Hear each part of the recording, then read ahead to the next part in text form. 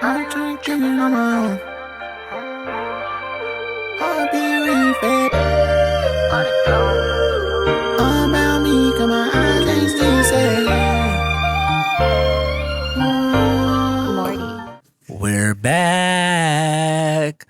What's good, everybody? Welcome back to the Play-by-Play with Cam and Zay podcast. I am your host. This is my man. I'm Zay. This is my man, Killer Cam Major, Mr. Cam Wright. How you doing today? Oh, today I'm doing unbelievable.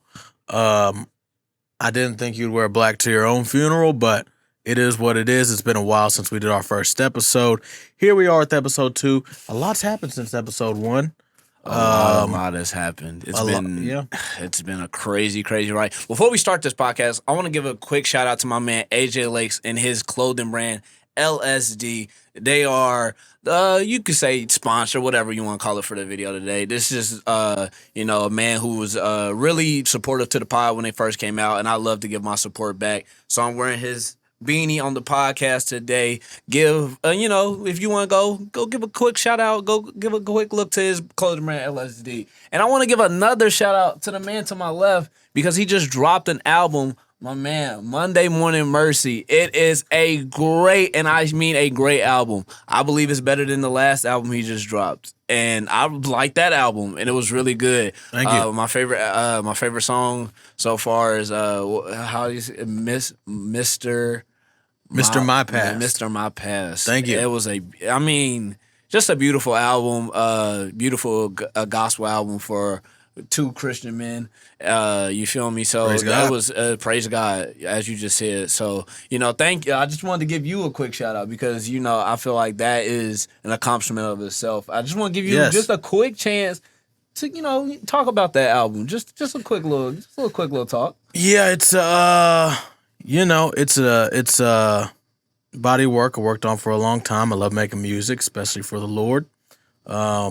Not only has that happened in my faith life, I've gotten married in the past few months. He has gotten married. Love my wife.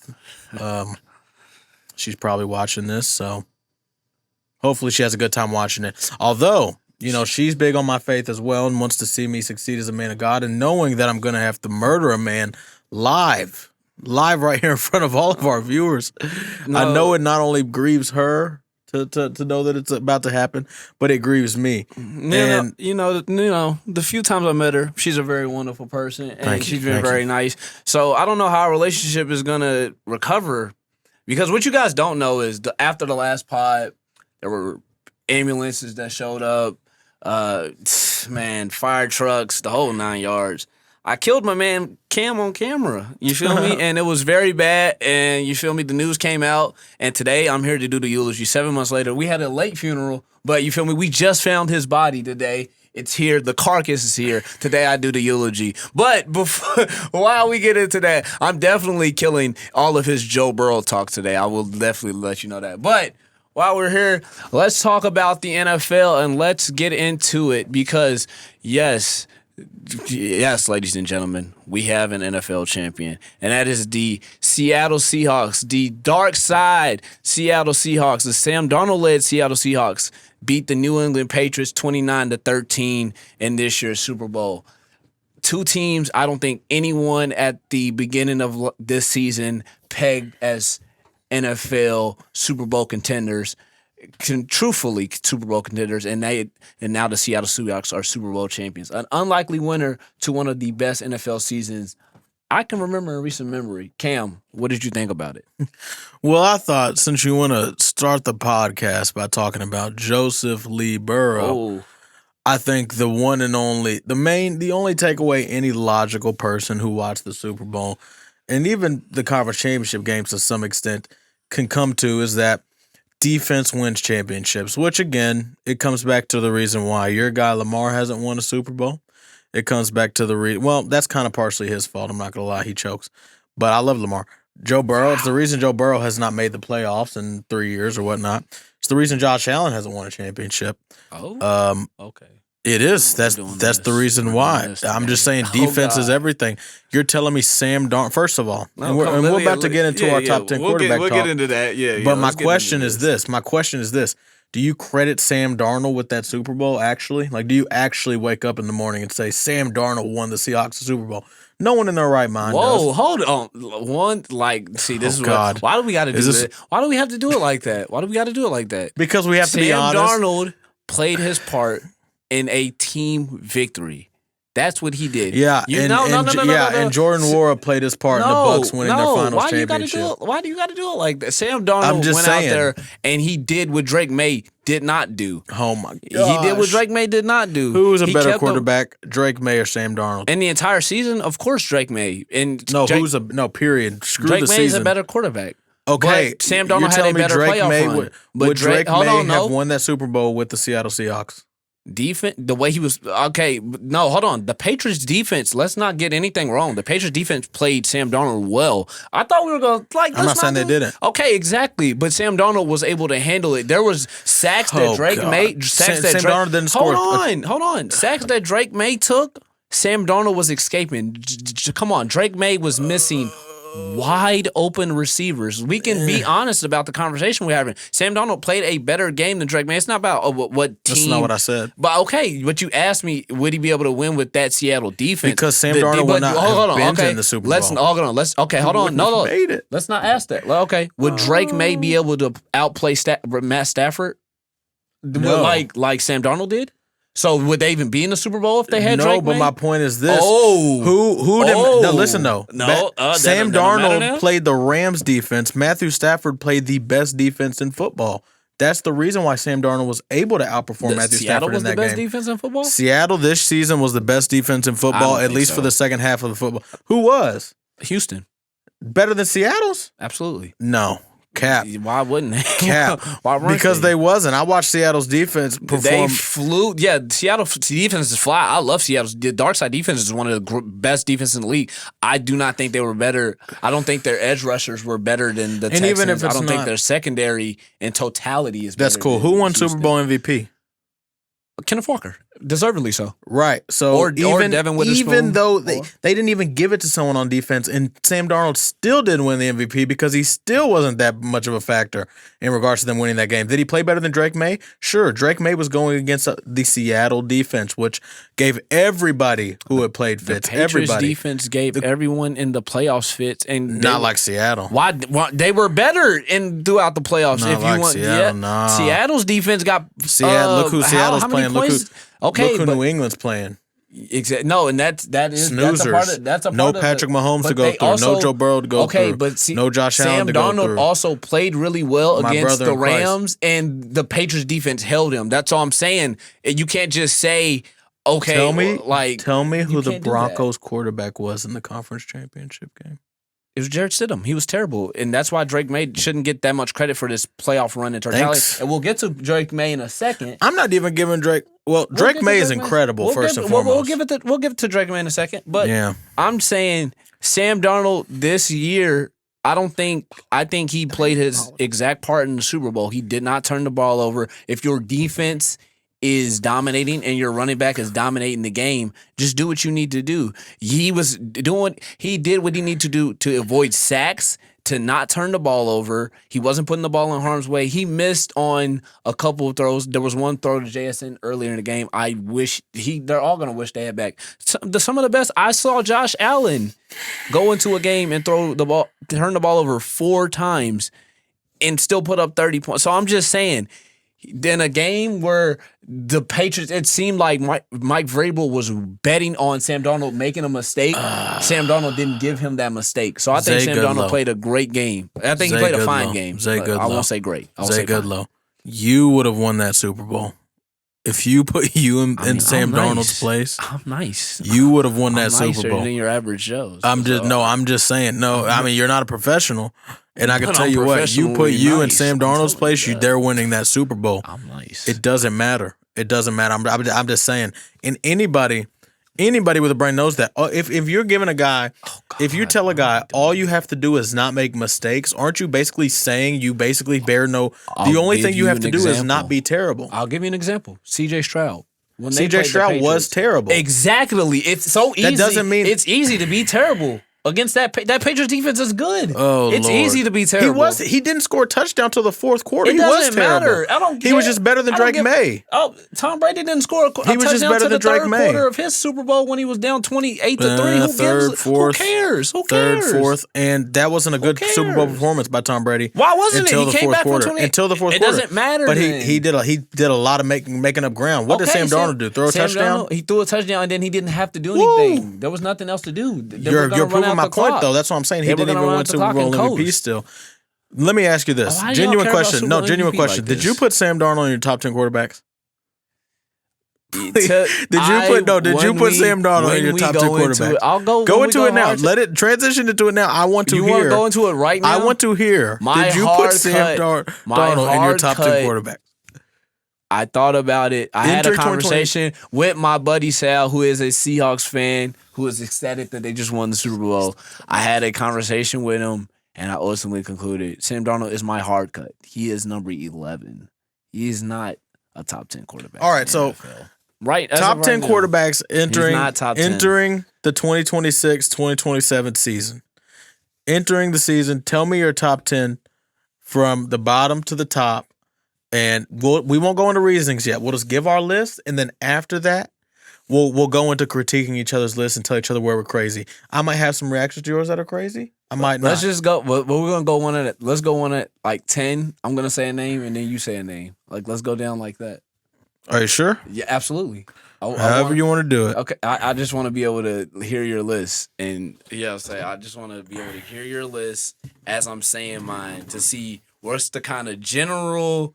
What's the general positioning that we have these QBs? Let's see if your ball knowledge is as good as mine. Okay. I have honorable mentions. All right, let me hear your honorable. I have 2 honorable mention quarterbacks on my list. I'll do two.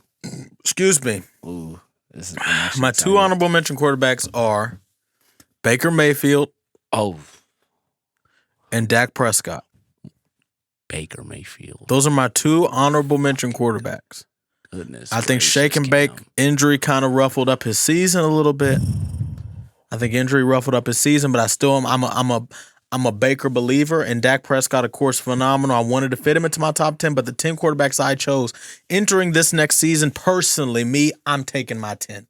Okay. So give me your honorable mentions. My honorable, as I mentioned, my hard cut was Sam Darnold, and this is gonna shock some people, but my second hard cut is Jalen Hurts. All honesty. He was wow. I know that's gonna shock a lot of people, but man, for good reason. For good reason. And we'll get into it. We'll get into that more, but I'll save that for the end of the list when we get into it because you're gonna. We'll debate it at the end. We'll debate it at the end. All right, 10. Go for you. My number 10 on my quarterbacks entering the season. Now this means, let me tell you before I say anything. Before I say anything, I wanted to be clear about my criteria on why I'm choosing these quarterbacks to enter the season. There's 4 things: statistics, plus eye test, absolutely, plus trajectory, meaning where they headed, plus value, meaning how important they are to their team, the difference in their team with or without them. So those 4 things combined are the reason why I put this list together. Okay, all right. Number 10 it's the same for wide receivers, which we'll get to later. Number 10, I have Jared Goff of the Detroit Lions. Okay. At number 10, I have Jordan Love. Jordan Love? All right. We'll talk about it later. At number 9, now, I promise I'm not biased. We can get to this later. I have Tyler Shuck of the New Orleans Saints. Oh, God. Oh, dude. Oh, it's so hard not to react to that. I'm so sorry. It's so hard not to just like Cam. Bro, tell me your number 9. If this was a TV show, I would slap you silly. Like, we're not if doing this was this right a Tom and Jerry cartoon show, I would slap you with a giant hand. We're not doing this right now, bro. No, we're not doing this right now. Okay, we're not doing I'm this. not even going. Number 9. Oh God, I had to just stop and get that little thing off. Number 9, I have Dak Prescott. You must have not heard my criteria. But okay. No, yeah, I like that did. Prescott. I did, but boy, I like Dak you're Prescott. so wrong. I like Dak Prescott. Go Okay. ahead. Yeah, please. All right. Number 8, I have Trevor Lawrence of the Jacksonville Jaguars. He was another tough cut for me. Okay. I don't have a list. For It's fair. I'm not going to say that's crazy. I'm not going to say it's crazy to cut him. It's a lot of good quarterbacks in this league. Me man. personally, another honorable mention for me I didn't mention is Justin Herbert. I wanted to include him. Ooh. Sorry. Oh, see, yes, I'm we not have a believer. much to talk about. I'm not a believer. I'm we sorry. have much to I'm not a talk believer. about, I'm sorry. brother. I'm sorry. I'm not a believer. You're not a believer I'm anymore? sorry. I'm not a believer. 6 months ago, he said he was a believer. And then I watched him this season, and I said, "I'm sorry, I'm not." If you're this inconsistent and proving that you are the guy you was your rookie year, he's not that guy he was. Fun day on the podcast, ladies and gentlemen. It's gonna be a fun day. Oh yes, Yo, is this guy okay? I am giddy. Like Hey, I yo, need bro, what's up? crack. You good? I'm good. Please, You good? Continue. All right. Continue. No, it's your turn. You're number 8. Number 8. Mhm. I had Justin Herbert. Okay. That's fair. That's fine. I'm not completely against that. I forgot to include him in my honorable mention. He would be above Bake below Dak Prescott. Yeah, okay. Number 7 for me, I have Jalen Hurts of the Philadelphia Eagles. Oh, that's a tad high. The fans agree with me on that.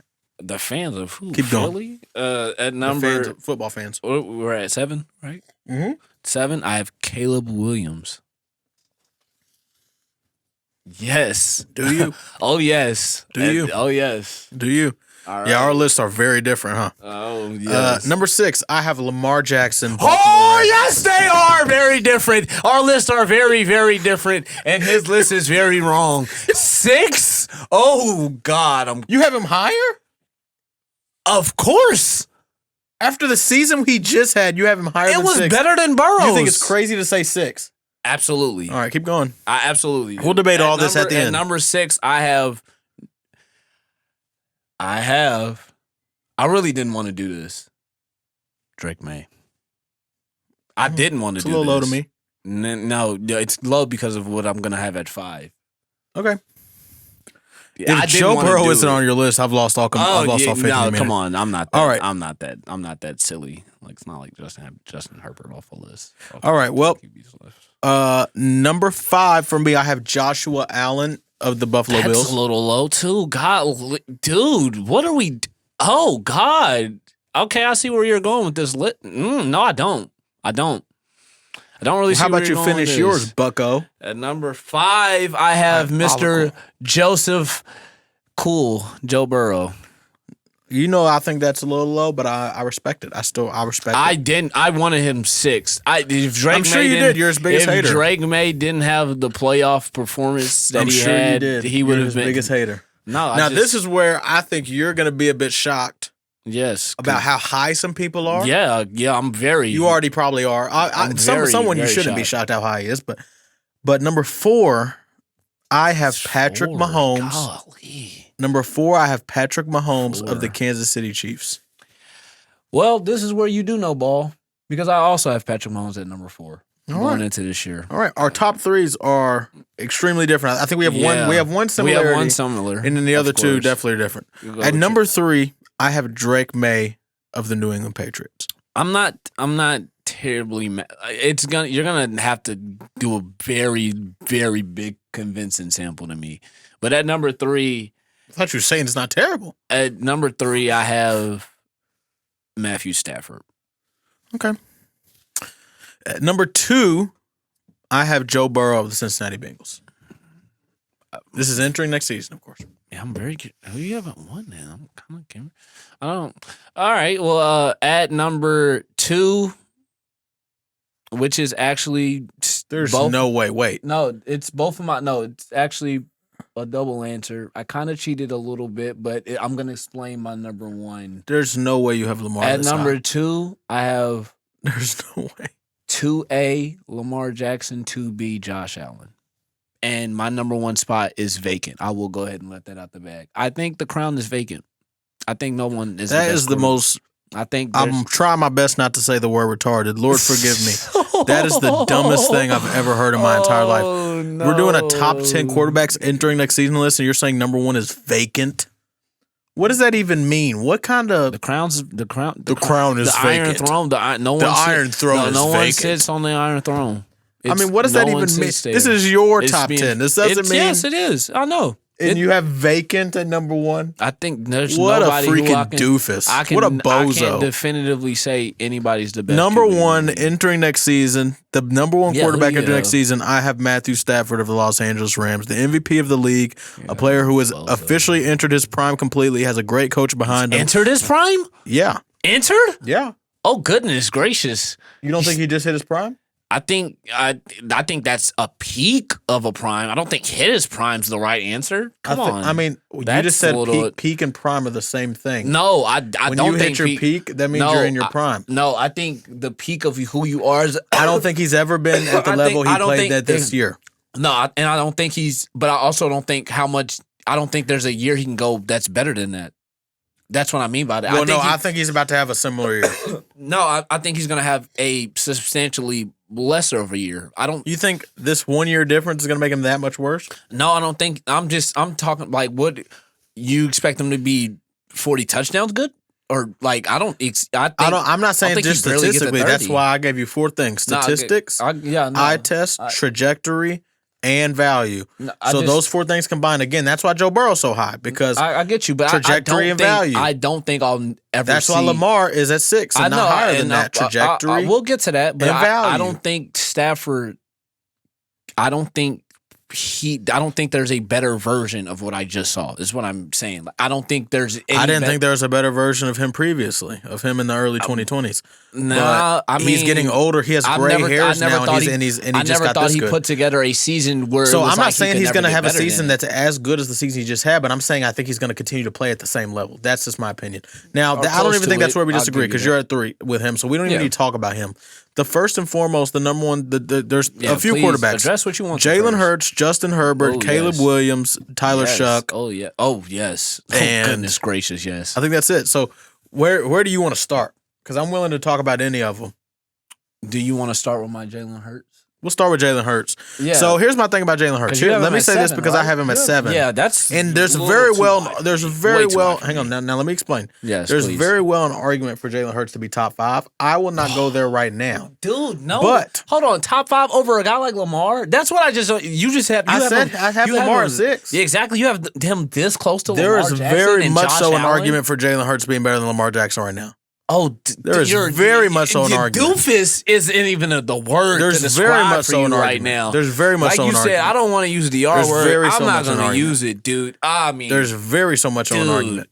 adolescent, There's very much so an false argument. baby, stupid. Lamar is more turnover prone than Jalen Hurts. Oh, Lamar is God. arguably less mobile than Jalen Hurts right now today. dude. because no, of you're injury. Not even, no, you're not because even of being injury. serious. Because of injury. Because of injury. He was injured this year, so you're saying going forward he's gonna be injured. I'm Jalen saying Hurts I was watched. a clone this year too. He doesn't run anymore. I'm saying I watched Lamar come back from injury and he didn't look the same to me. What about Jalen the Hurts last still game looks he the came same back to when me. he was basically? Jalen Hurts still looked the same to me. What about the last game of the season when he was as close There ain't to much as healthy pep in as his he's been? step. There wasn't much pep. It ain't the same pep in his step. No. So when he broke away from Ravens fans that watching this, real Ravens fans, y'all know there ain't no pep in his step. Even the big Real game he Ravens had, fans know there he still was ain't hurt. no pep in his step. He was exactly, he hurt. got hurt. It took away Okay. from the pep in his step. That's called athleticism. No, it took dwindling. away from him this year, but we're talking about going forward. He's not that much hurt. I think it's safe to say that injuries take away from someone's athleticism. let's I stay think on that's a Hurts. fair thing to say. Okay, yeah. Now Jalen Hurts, to me, because he was injured, he is and not arguably moving the either. least turnover prone quarterback in the National Because Football he League. refuses to take shots. It wasn't until the very end of the year that we started to see him build on these turnovers. He had like one interception until like what, week 13, 14? I don't think that's necessarily. It's not always a good thing when you don't turn the ball over. When you're going through multiple halves, when you're not even netting offense because there are throws you're refusing. Like Sam Darnold in the Super Bowl, you know the throw he threw to Shaheed that Gonzo broke up. Mm-hmm. You're a ball watcher. I want a quarterback. I want a quarterback who's afraid to not take that shot. Jalen Hurts, he has two of the highest paid receivers in the league who are paid to go and make plays. The Cowboys, hold on. He's feeding one guy. There's another guy on his team who's crying about not getting the ball in the offense. But it's not even just him not getting the ball. We're talking about multiple halves.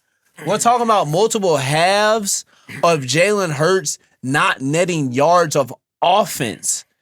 That means you're not completing passes, not even just to A.J. Brown. You're not completing passes to Dotson. You're not completing passes to Goddard. You're not doing swing passes to Barkley out the backfield. And I will say, his offensive coordinator had a lot to do because their offense is very, very, very easy to guard. I will say that. But like he also wasn't running. His running ability, where did it go to? He wasn't running, so that was another ability that took away from the offense. They weren't running the tush push as much anymore, which again killed their offense. Let me ask you a few questions. What were we like? Let me ask you a few questions. We're going this. Let me ask you a few go ahead, questions. Please. Come on, man. So you want a quarterback that how well doesn't do you drive think? offense? No, listen though. So statistically, how well do you think Jalen Hurts did this year? 25 touchdowns, 6 picks, I believe. It was a About fine 3,000 statistical yards. year. I think the stats were fine. Fine or good? I think the stats were okay. You can say good. Okay, I'll say good. I'll give you good. Now, but hang on. That's the one thing. eye test. That's one thing. Eye test was like not. I won't say awful because he wasn't terrible, but the eye test. fine. Was, I think the eye test was fine. I think that was mediocre. I would say just fine. I'd say just okay. Trajectory. Do you feel like he is at his age and with the stage of his career? Do you feel as if he's going this way, this way, this way? Where do you think he's going? I think he's drawn a line. Okay, that's fine. That's fair.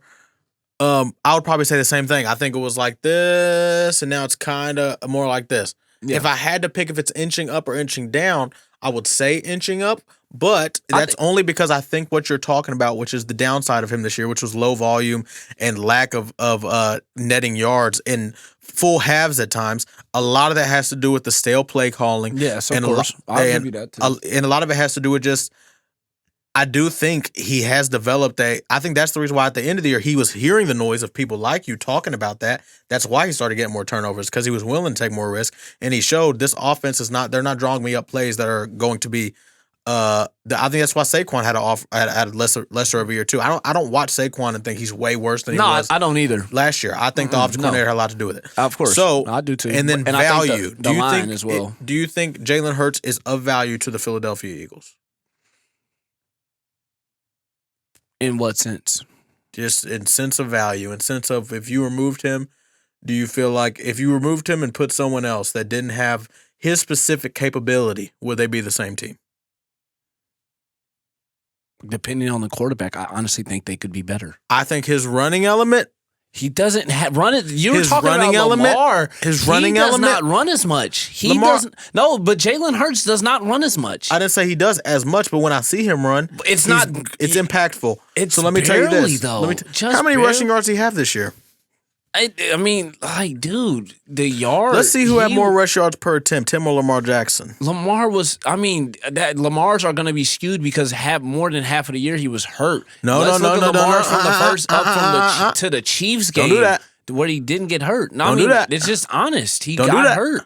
He Don't do got that. hurt and he That- wasn't running as much. You know that, Excuses? Cam. It's not an excuse. No, I do know that. And I'm It's saying what when I said happened. when I said legitimately that what happened. you're telling me to just say that Lamar is magically going to be better next year and be a better runner than he was after what I saw him this year. What I saw this year was he not got the same hurt, Lamar. And then he was late. He got hurt. He came back early because his team was in a hole. Exactly. Like he came back early. That Miami exactly game, what? I I'm went back looking and for watched stats. the Miami game. He's like there was a scramble where he scrambles for 8 yards.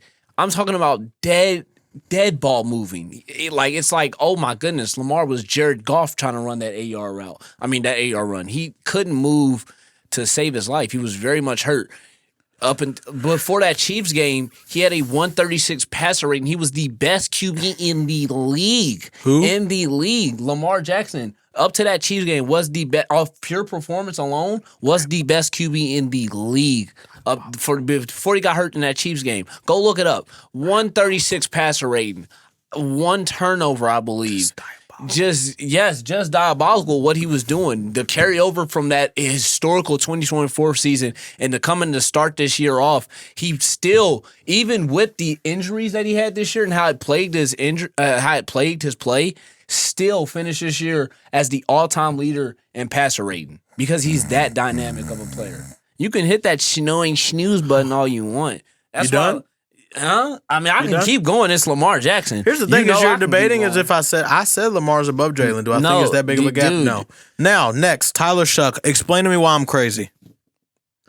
Explain to you why you're crazy. We will go through each thing that I said was my criteria. The teams Stats. he beat, the stats. Okay, the teams he beat weren't very good. Hang on, no, we're gonna go through all 4 stats. Okay, He had what, 10 touchdowns, 6 picks, something of that that's nature. not even that's not and top 10. a couple rushing touchdowns. That's not top 10. He played like 6 games. Okay, but now it's listen not top though. 10. Now listen though.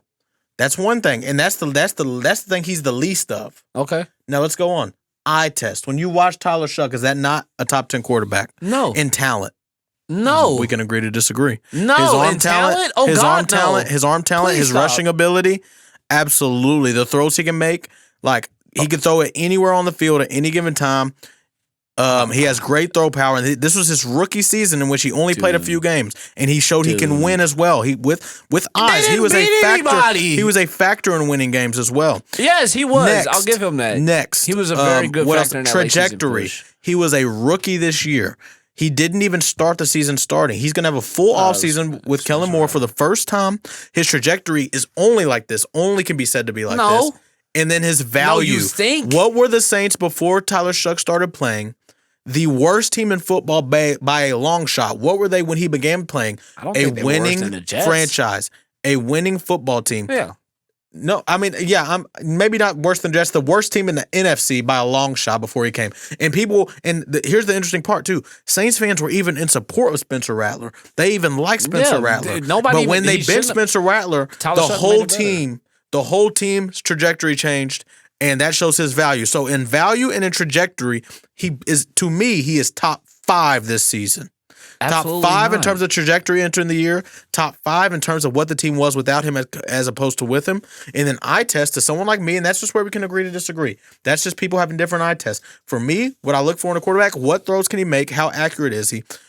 What kind of arm does he have? Can he throw the ball down the field? Can he push the ball down the field? How mobile is he? In today's game, you want to be mobile. Shuck is mobile, especially for his size. A guy of his size, he has all of the physical measurables. I'm saying entering this season, if I'm going off my 4 things of criteria, no way he's doing this. if I'm going off my 4 things of criteria, and I'm not just going off this season alone, if it was just this season alone, he's what, 22nd, 23rd? If I'm going off entering this season, who am I taking? Give me Tyler Shuck with a full season of Kellen Moore, or a full offseason with Kellen Moore. Give me guys Tyler like Shuck with a Justin full offseason with Herbert. Chris Olave. Give me a full Tyler Shuck with a full offseason in this offense as the starting quarterback with the whole team behind him. Is he even This better was than just throw him CJ in there as a Stroud rookie. right This now? was just throw. Like, honestly, what are we doing? Is he better than CJ Stroud today? Are we serious right now? What is- Cam, let me ask are you you this. on this camera? Zay, I'm going to ask you this. Are Zay, you Zay, on I'm gonna this ask you this. camera Zay, battling for Tyler Shuck? Zay, I'm going to ask you this. What is CJ Stroud better than Tyler Shuck at in football? His deep ball's better. Come on. You don't watch enough ball. I We'll did watch this good. season. We'll watch this take. We'll see how this take plays out this Oh, season. my New Orleans Saints God. fans, I got y'all back. I promise you I got y'all back. And Tyler God. Shuck entering the season is They a didn't top 10 beat- quarterback I would They take. play a soft, terrible schedule down the stretch. And I like Tyler Shuck. You're making me Who's do this. more mobile, Tyler Shuck or CJ Stroud? Tyler Shuck. Who is more accurate, Tyler Shuck or CJ Stroud?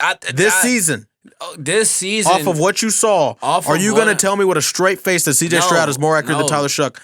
So, off okay, this CJ, season, even but if I've you think seen him CJ be Stroud more doesn't accurate than Tyler and- Shuck. I've seen him at his best be much more accurate than Tyler Shuck. I have no. His rookie season. You're talking about rookie You didn't season. see. You didn't His see rookie Tyler season Shuck.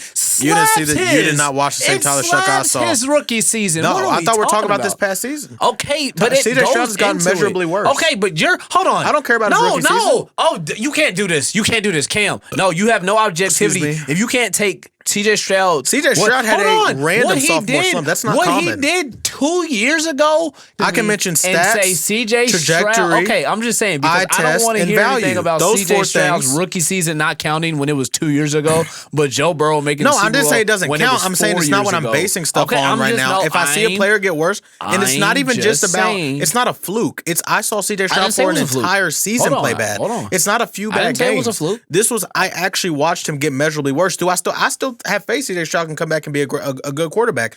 But do I have the same faith in C.J. Stroud picking up off this horrible season he just had that I have in Tyler Shuck having a better season after being thrown into the fire? But you just with said a terrible sophomore team. slump. With That's a terrible very common. How common is it? Did Caleb Williams have one? Did Joe Burrow have one? But these are Did people. Patrick Mahomes have one? No, Did these are Drake people May who have one? Hold on. Did Jalen Hurts have one? These are people who also can had go on. worse rookie years. Like, what are we talking about? Yeah, they had and worse years. No, they one. had mid rookie years. They didn't have Some of these bad people had rookie great years. rookie years and then mediocre years too. Some Did of these Drake years May had, Did Drake May have a bad rookie year? No, he just had it okay. Like he showed that's flashes. what Tyler Shuck just had. He and showed a lot of flashes. No, but Caleb Williams And showed normally- flashes and got better. Yeah. But that's what I'm saying. No, So a sophomore slump usually- only comes for great QBs. That's what I'm saying. A sophomore It only comes slump, whenever the rookie season was a fluke. No, like Justin how does it have to Herbert. be a fluke? Like Justin Herbert. Now Justin because Herbert's they played season was way a better in that fluke? first season and then they go downhill. That usually is signs of regression. Now it doesn't always mean that that's all where they're going to stay, but I'm saying that majority of quarterbacks do not have a quote unquote sophomore CJ slump. Stroud You can does only not name have a handful of situation quarterbacks that also, in the past though. 10 or so years that have had sophomore slumps. Most of them end up if they show flashes their rookie year, that means that their trajectory usually takes off from there. Especially though, look at circumstances. Exactly. So look at circumstances. Yes, No, look at circumstances. Tyler Shuck was thrown in on a horrible team with a horrible O-line, mind you. A knowingly horrible O-line. Yes, and as a rookie, led them to win after win. Not only that, but showed flashes with his arm. Win after And win, has but an they didn't offensive-minded beat coach good that he's going to teams. only build with. He was already 26, 27 years old, so he's mature. So I don't see the same signs. CJ Stroud, but he's also not going to get much better than CJ Stroud left. age. CJ Stroud left Ohio State as a baby. So his rookie year, a lot of What? times he was playing with reckless abandon. You know what that is? He was playing with house money. He had no pressure on him. Exactly. Yeah, and so it was easy for him to perform. Tyler Shuck, on Tyler Shuck, whenever you look at Tyler Shuck, CJ he had Stroud all plays behind a terrible O-line. But listen, no, the narrative was different around his name, though. Yes, because Tyler he played Shuck better. had to come in and prove himself. CJ Stroud had nothing to prove his rookie year. Tyler Shuck was already the What do backup. you mean? You have something to CJ prove every time you get on the field. That is not true. Anthony Richardson not to got the on the same field level as a rookie and because of his he's- expectations. Okay, but that's what I'm Tyler saying. No, Shuck- you can't tell Tyler me Shuck you was can't not- do nothing. I'm not saying you can. No, listen. Let me explain to you what I'm saying.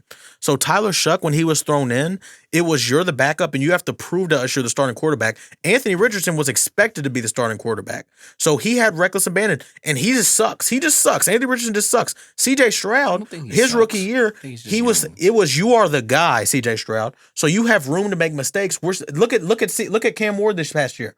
Cam Ward, we know he's the guy. So when he makes all these mistakes, we're not tripping. Look at Shadur. Shadur comes in. We don't know if he's the guy or not. So the fact that he makes mistakes, it matters a lot more. So it puts more eyes on him. Tyler Shuck was not looked at as the guy in the locker room. CJ So Stroud, Tyler Shuck had to come in and prove he's the guy in the locker room. CJ Stroud didn't have to prove that. So after his rookie season, though, when the pressure was on him and it was, we expect you to be that same guy you was the rookie season. Yeah. You have pressure on you now. He got worse off. I think you're missing. I don't think he's going to stay that you're missing bad. the conversation just a little bit. He had pressure coming in because if you are the guy, we've seen what happens to people who become the guy. We've seen. So what why happened isn't to Johnny anyone Manziel. calling Hold Cam on. Ward a big disappointment? No, because you also can look at the situation of a player and realize how. What's the difference between Cam terrible- Ward's situation and CJ Stroud's situation his rookie year? CJ Stroud joined a crappy team in the AFC South. No, didn't but have his any coach, expectations on what to do. Okay, but he came in with a rookie coach who picked. Brian Callahan was a rookie coach. No, but D'Amico Ryans is a better coach. I'm not saying he isn't. Okay, but that But matters. I'm saying we know we know D'Amico Ryans is a good coach. now we do. Okay, we but didn't. yes, but he proved but it. A lot of we that had to proved- do with he CJ Stroud's proved. success. No, and but the defense was also getting better. We saw it. It was getting better. It wasn't what it was this year. But let me tell you this okay, though. yeah, because I'm he talking had to about, build it. He I'm talking built about it. take their cases individually. Don't even look at the whole team. If CJ Stroud, Cam Ward, that kind of guy walks in and it's your spot, you are given room to make mistakes. So whenever you have room to make mistakes, you naturally are going to play better because you don't feel pressure. You feel like I can make this throw, I can risk this, I can do whatever I want. Tyler Shuck's coming in with the expectation of you're not even the guy right now. So you have to show us that you're going to be the guy if you want to be it. So it's you more also pressure. get to So play he more showed free. it. No, but when you show it, you also get to play no. more free, like you just said. And then, No, because like you just mistakes said, matter more. CJ Stroud, Mistakes matter a no, lot but more. like you're talking about the pressure. CJ Stroud, after his year, people were talking about him being top 5 at QB. That was After the his year, yeah. That was No, so, I Tyler agree. Shuck. I said he was top 5. Top 10 is kind of fifth. crazy. All right, I'm just gonna keep it a buck. All right, I want to talk. I'm talking about entering the next year, Tyler Shuck. Not this past season. Entering next year, Tyler Shuck will have a top 10 quarterback season this year. Facts. If he stays healthy, facts. You wanted to hit my Caleb Williams, so go ahead. Here's the thing about Caleb Williams. Yeah, please let me know why. I actually he's not think top he's 10. extremely talented. I actually think he had a top Ridiculously. 10 season. I just do Absolutely. not see him. There's something. And let me tell you what it is. You want to know what it is, Zay? Please let me know because I And maybe the fingernails have something to do with this, but the guy has something Baker Mayfield doesn't have. So Caleb Williams has no moxie. I need to see moxie. What? He has You're silly. He has no moxie. Cam is terrible. Does he watch football? Iceman. He has a. That's he has gay. no- That's called. That's gay. aura. You can call that aura. That's not moxie. Now moxie is. I want to see a guy. What's and more say, moxie than literally every? He led the Is wearing NFL in is 4. wearing- Who cares about his finger paint? I care. I wear my finger paint, and in the fourth quarter, I still go dog you out because I'm a dog. Caleb Williams has that dog in him. Talk about that moxie. Caleb Williams has that dog in him. Forget the moxie. What's moxie got in Baker Mayfield? Nothing. Caleb Williams is a DJ Moore route and a terrible decision away from the NFC Championship against Seattle. You put Baker Mayfield in an offense led he by wouldn't do a led by jack. Ben Johnson. Led by Ben Johnson. Caleb, And then you come out and tell me that Baker Mayfield this is not year him. was playing good until he went boo boo. He got hurt. No, he always gets hurt, or he always does too much, or he's not better. He has no. I would put Caleb Williams 13th. Stop it. No, it's 13th. He's I higher would say than, it would go Dak. You really 11, think? You Bake, really think 12, with Ben Johnson's coaching, Herbert, that Jalen 13. Hurts is going to get that No, much Williams better than 13, him? Herbert You really think 14. Jalen Hurts is going to be better than him going No, forward? I think Jalen Hurts is better than him right now today. he's not.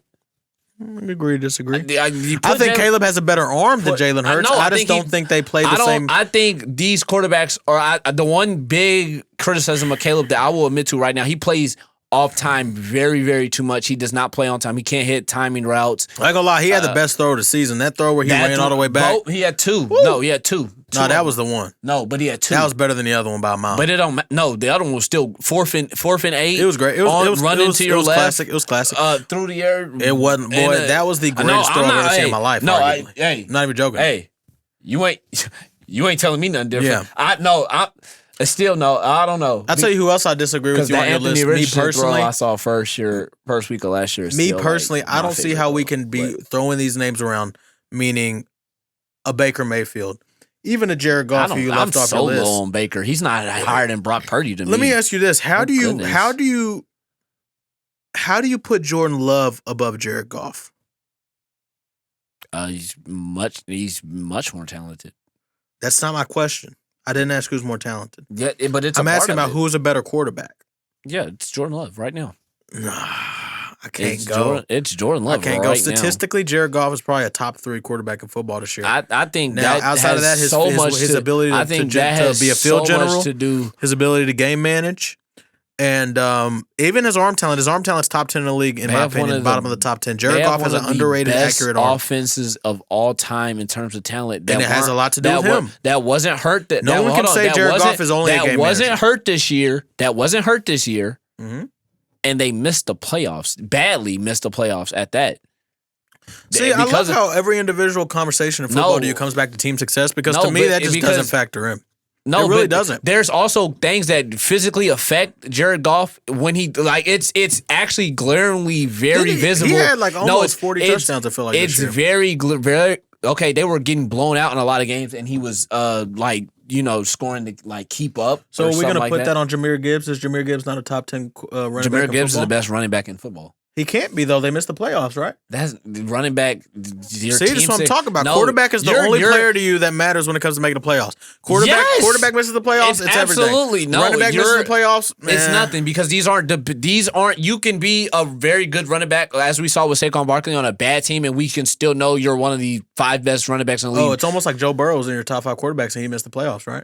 It's almost like Jamar Yeah. Chase is going to be in your top 5 wide receivers. He missed the playoffs. He's going to be right? the best, probably. Yeah, no, and but they missed the playoffs, right? yes, So but you can be an individual player on a team with 22 starters. It doesn't mean I didn't say everything. it means But the everything. reason Joe Burrow's not higher because he keeps missing the playoffs and he keeps getting hurt. Well, thank you for admitting that he would be But even higher a running than fifth back, if it was- but a if it running back wasn't for missing the his team. playoffs means absolutely nothing.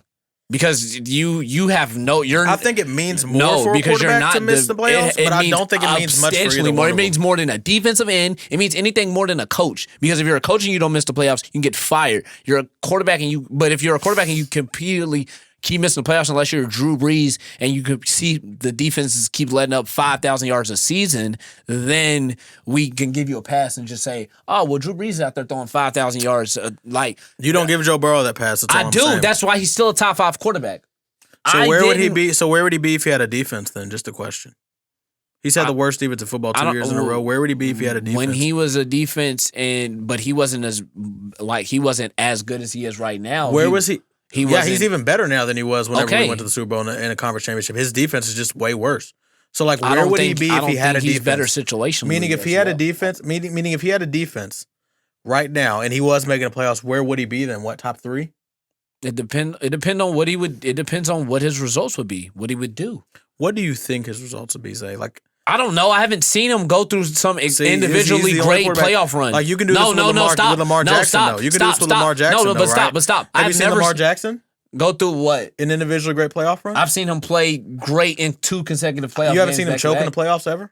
I've seen, of course. I've seen Joe Burrow do the same. When did he choke in the playoffs? The AFC Championship game. He was terrible. He wasn't good. He threw 2 picks. He threw 3. Like, what are we doing? He wasn't good in that game. I mean, is that what you want me to say? That he was good? So that was on him and not Joseph Asai?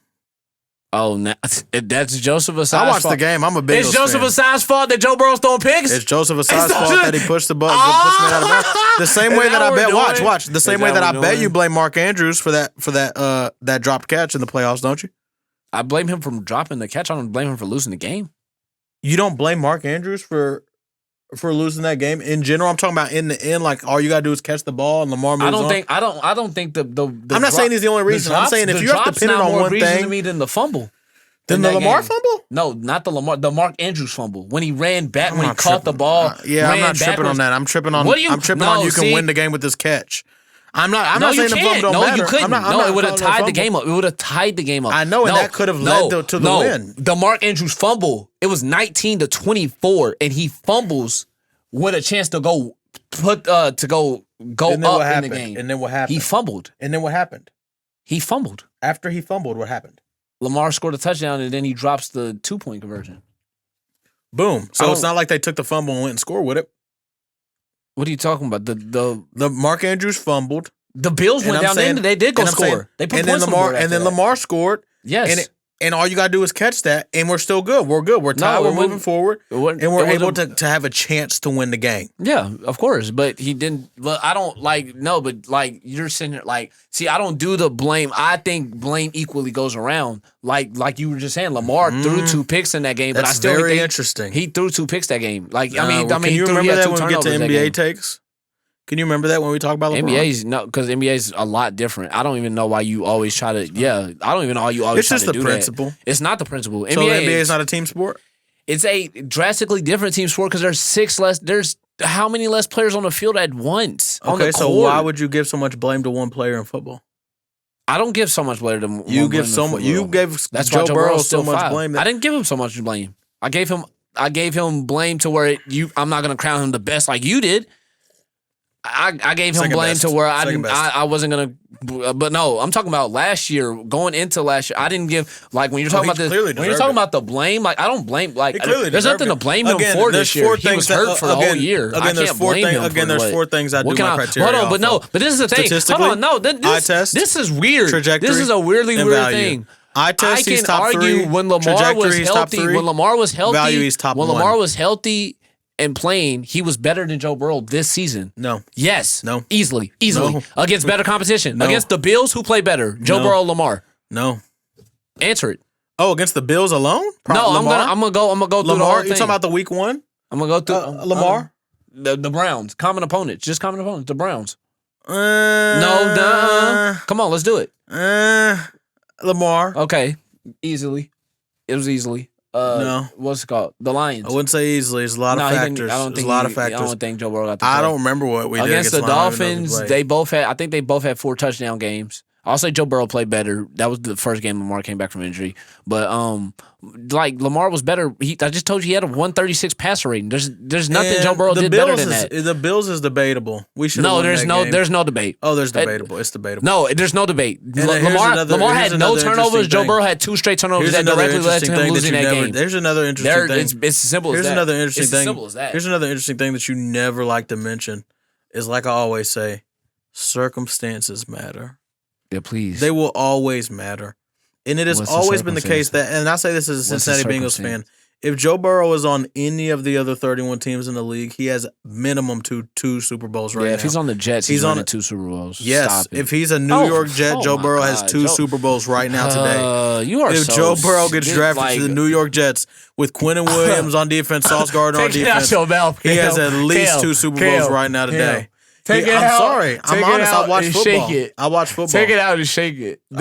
He's winning a Super Bowl with the Jets. He's winning a Super Bowl with the Raiders. He's winning 2 Super Bowls with them. Yes. Take it out your mouth. No, I said at least 2. Take it out your mouth and get off your knees. I said at least 2. You're a woman. I said at least 2. You're a woman. And let me tell you, sometimes when I look at Joe, I wish I was, because that's like, you're terrible. He's everything. You are awful. He's everything. You are actually awful. Like, I'm sorry. I acknowledge greatness. There's no objectivity. This is what I mean. Can you say the word right, by Ghana? It's objectivity. It don't matter what it is. Say the freaking word. You on camera I'm tired of you, talking Zay. about Joe Burrow gonna win with the Jets. I should slap you, but I'm so nice. Tell me why he wouldn't, though. Tell me why he wouldn't. Because they have worse rosters and coaches than he has with the Bengals, and he can't win. Yes, the Jets defense has been worse. The Jets defense has been worse than the Bengals.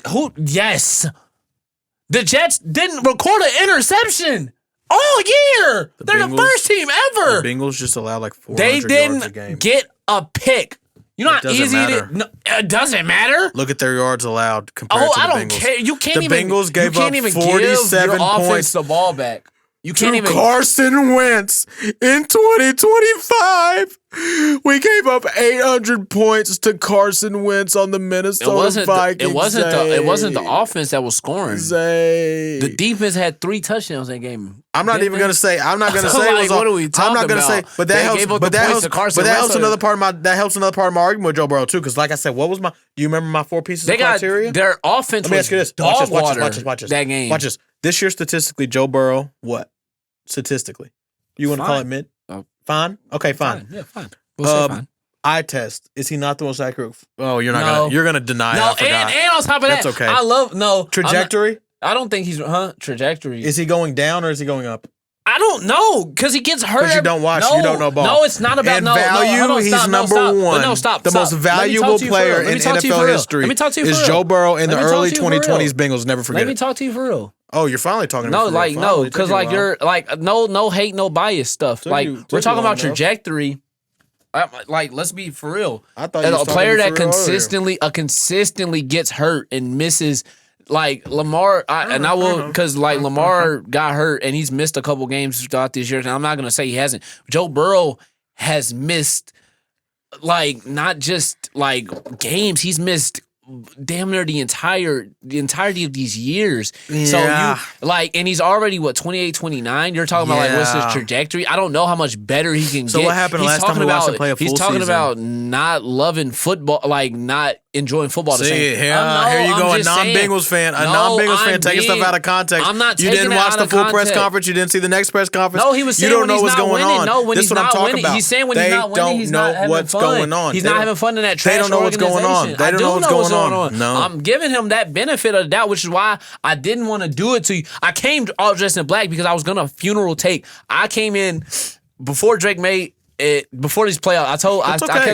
I have your funeral now because when we win the Super Bowl, you said that last year. You are not gonna have a podcast. You told me that defense was gonna be good this last podcast.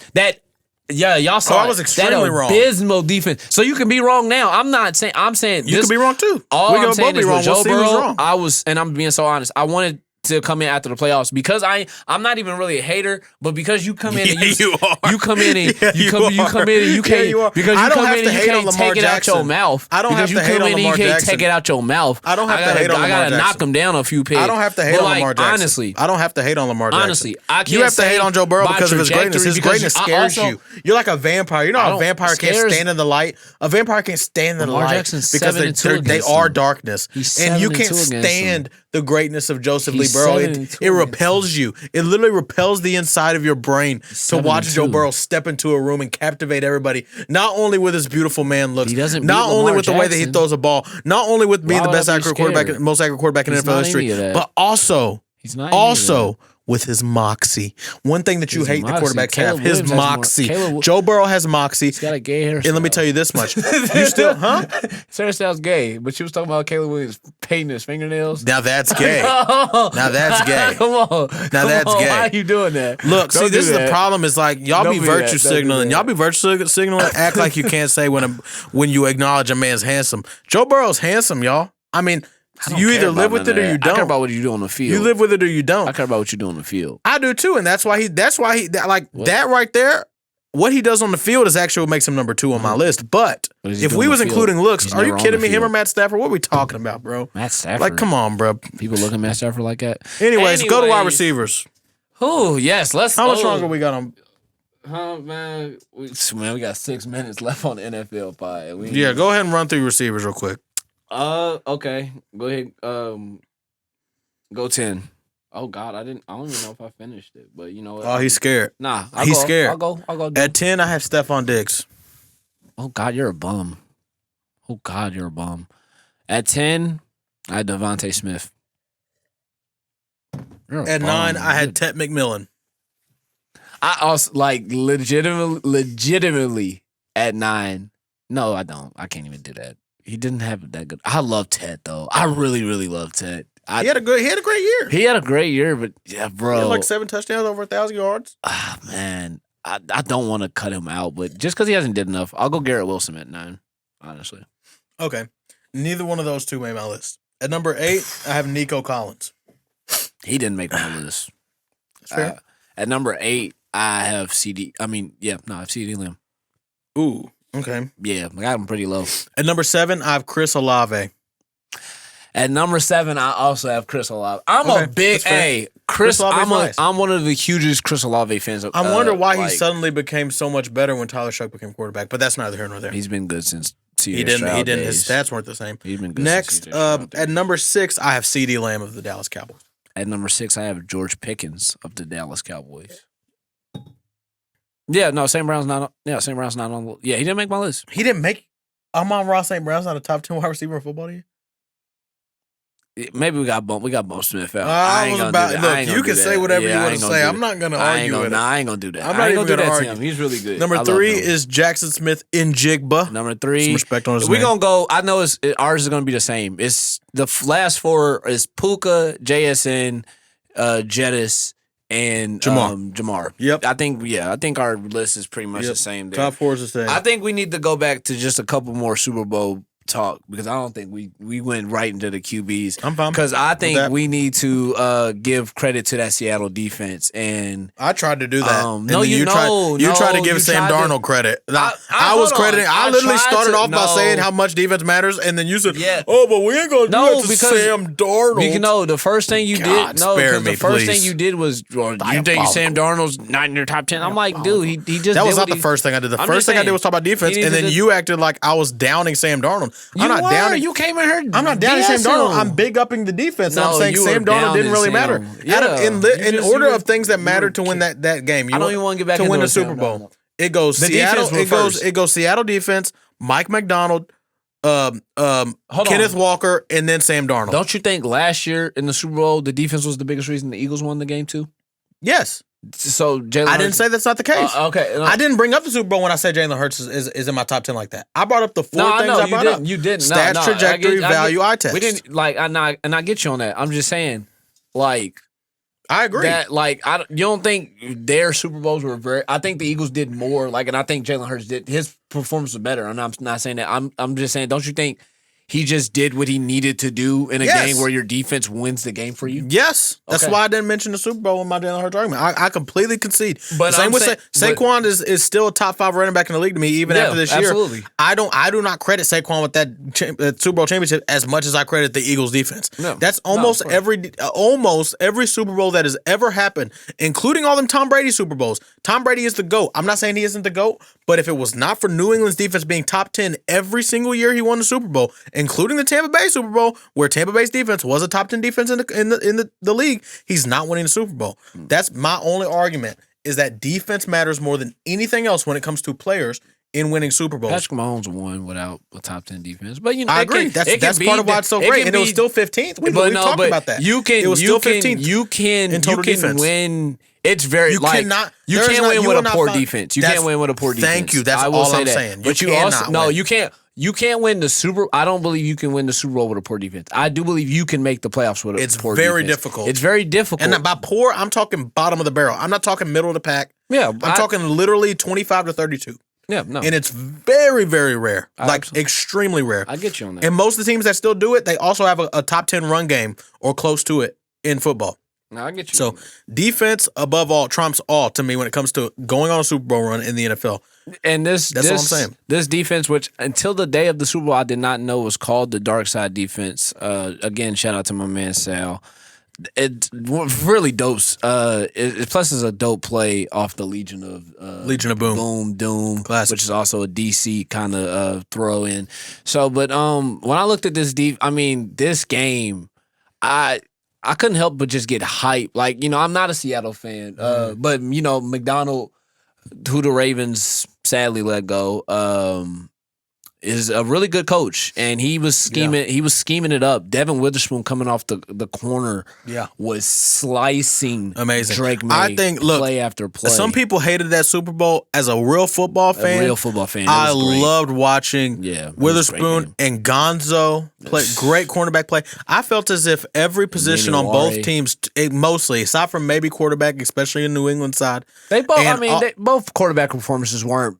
that's what I'm trying to say. I think every position Sam played Darnold good was football a to C me. plus B minus at the very best. I felt like every position on both teams, for the most part, played great football.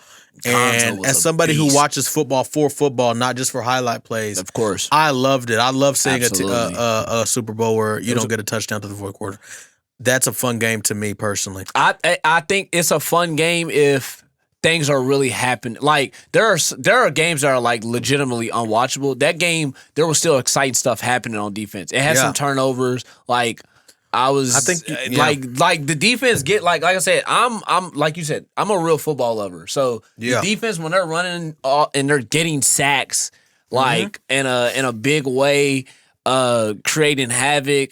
Like Gonzo, cornerback wide receiver matchups when Gonzo's going down the field with Shaheed, and Gonzo. And Gonzo both does not teams get had- enough respect. No, he doesn't. As one of the best cornerbacks in the league. But that, if you look historically, that's been New England defenders for some reason since the early 2000s.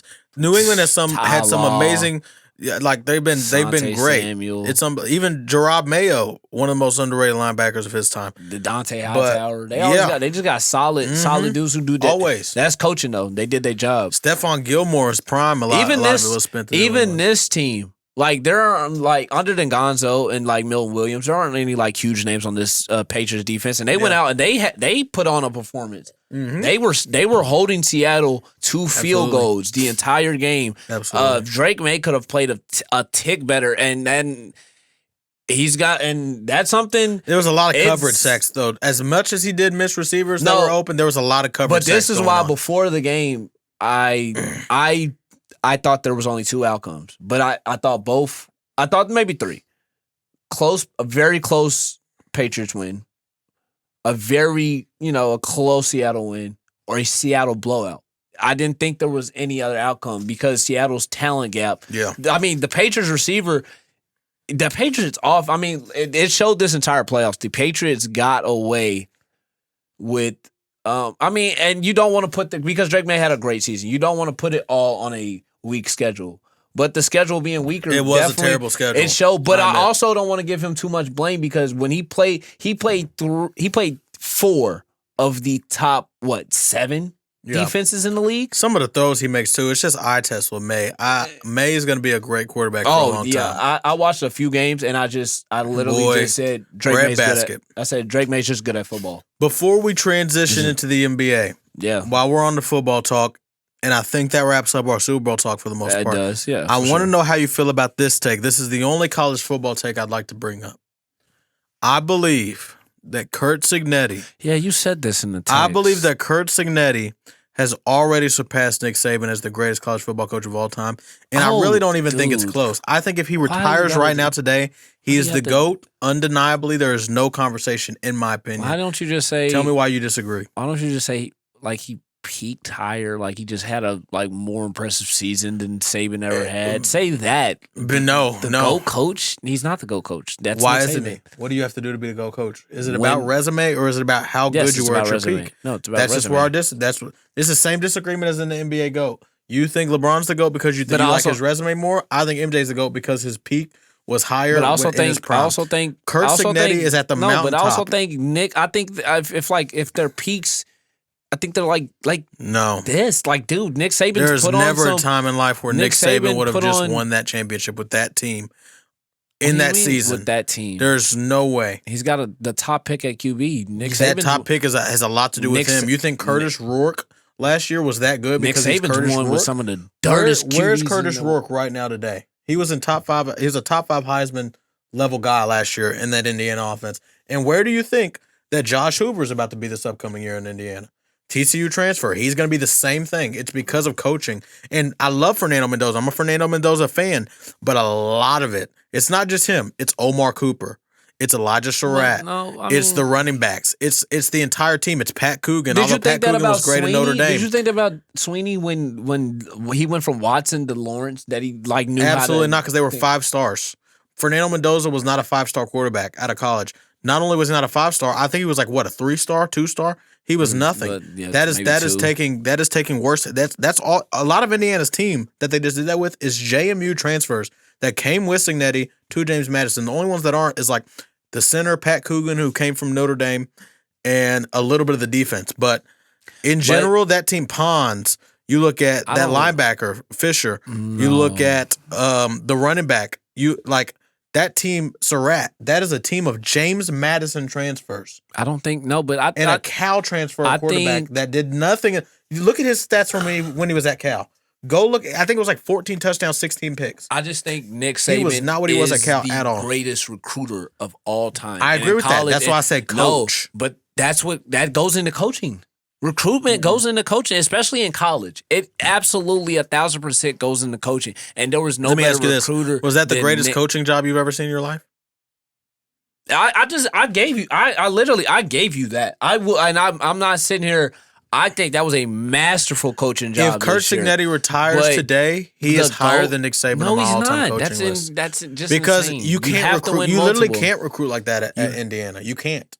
Alabama had Bear Bryant before Nick Saban. Alabama is going to the Lakers to coach in basketball. But they weren't getting the players. Alabama is they were getting the best players each year because Nick Saban was the coach.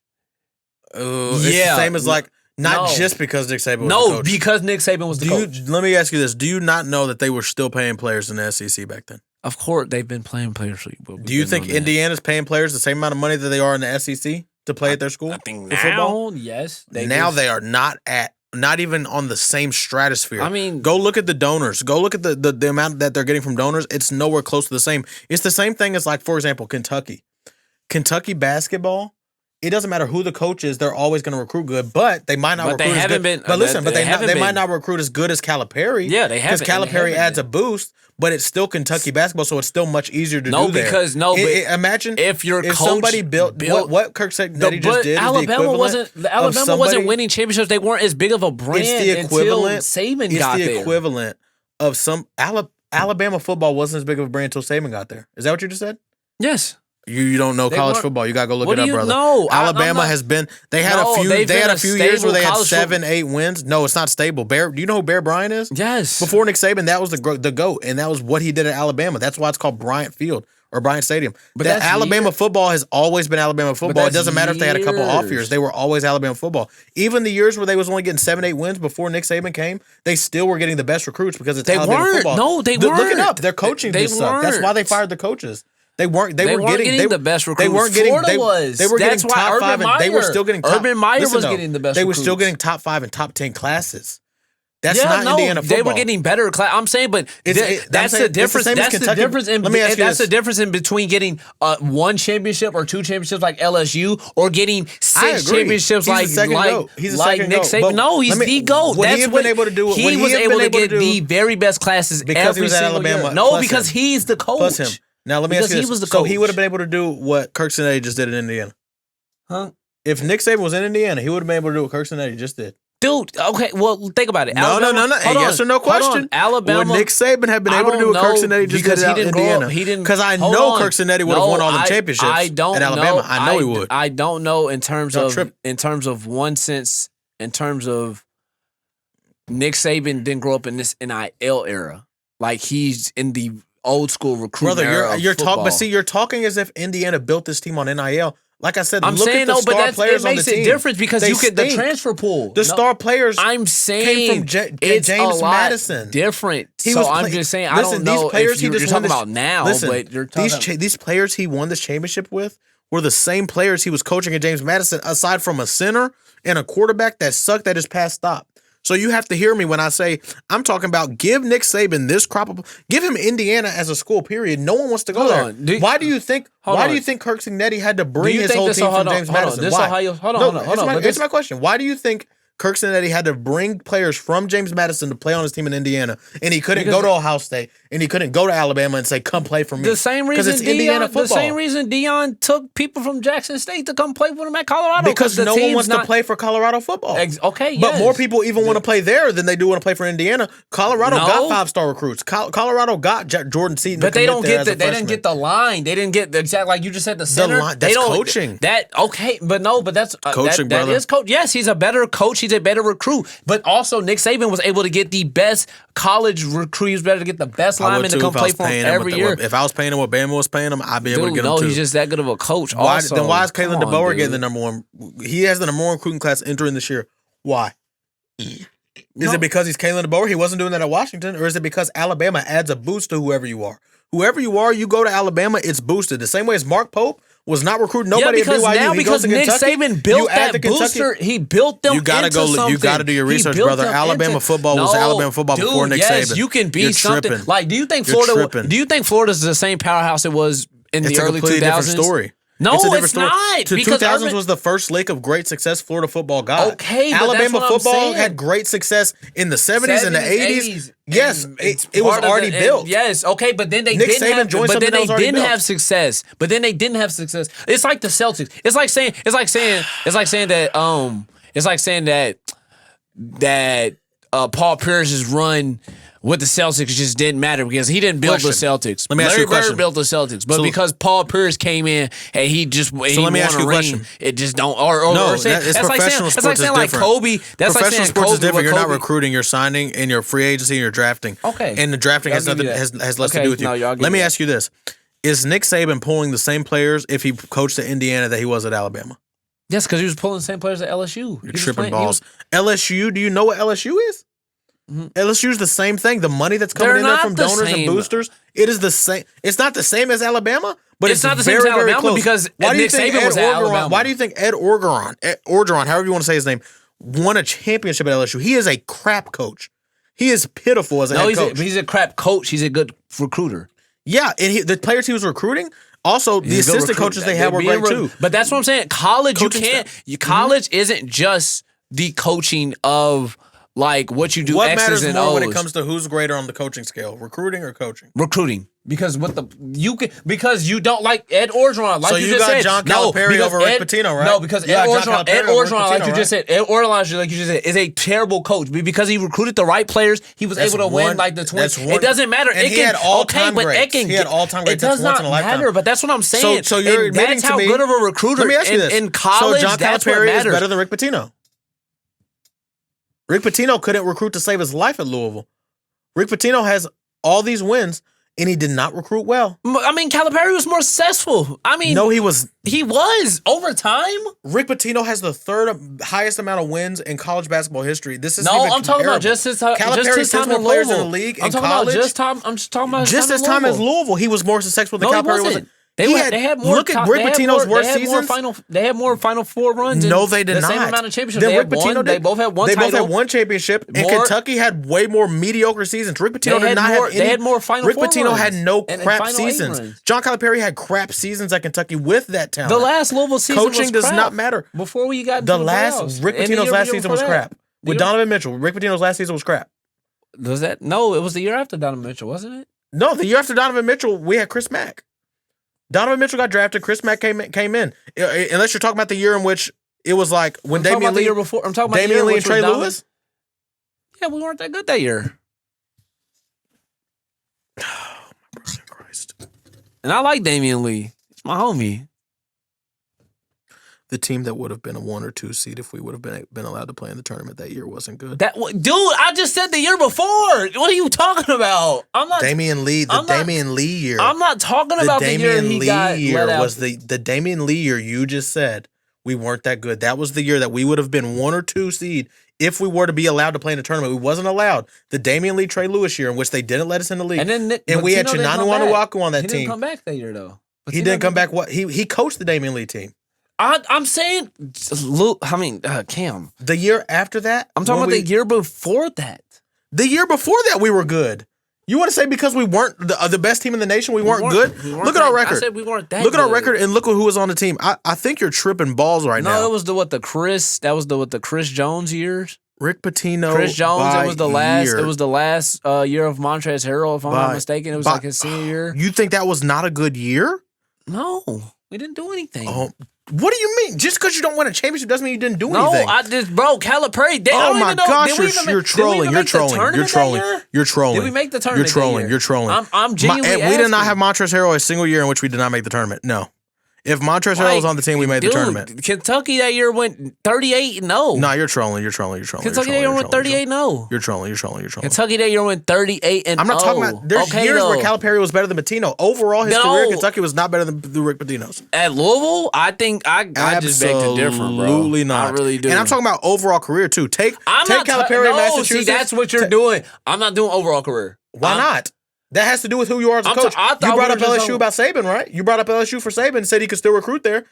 Calipari was still recruiting Derrick Rose in Memphis. He was still recruiting good players. Marcus Camby in Massachusetts. So why aren't you bringing that up? You can bring that up too. That Derrick Rose team was good. I'm not saying it wasn't good. I'm saying that Rick Pitino is a better college coach than John Calipari, even though he's a worse recruiter. And that's Curt Cignetti is a. I would argue he's a 3 times better coach. I think in college it matters more being a better coach. I think in college it matters more about being a better recruiter because the players you get ultimately are what's going to win you the championship. Like you have to have the best players. Like you have to have. Well, I guess Curt Cignetti proved you wrong then, right?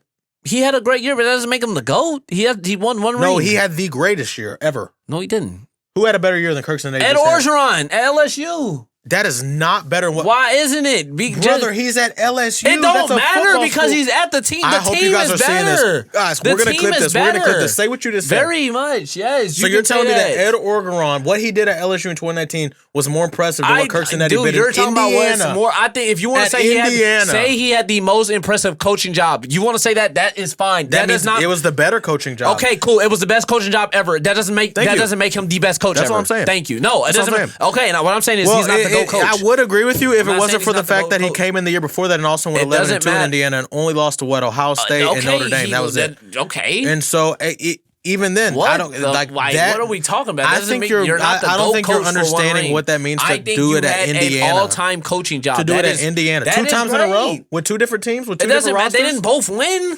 One of them went 11-2. Do you know what that is in college football? In the Big Ten, that doesn't matter. This guy don't know college football, y'all. He don't know college football, y'all.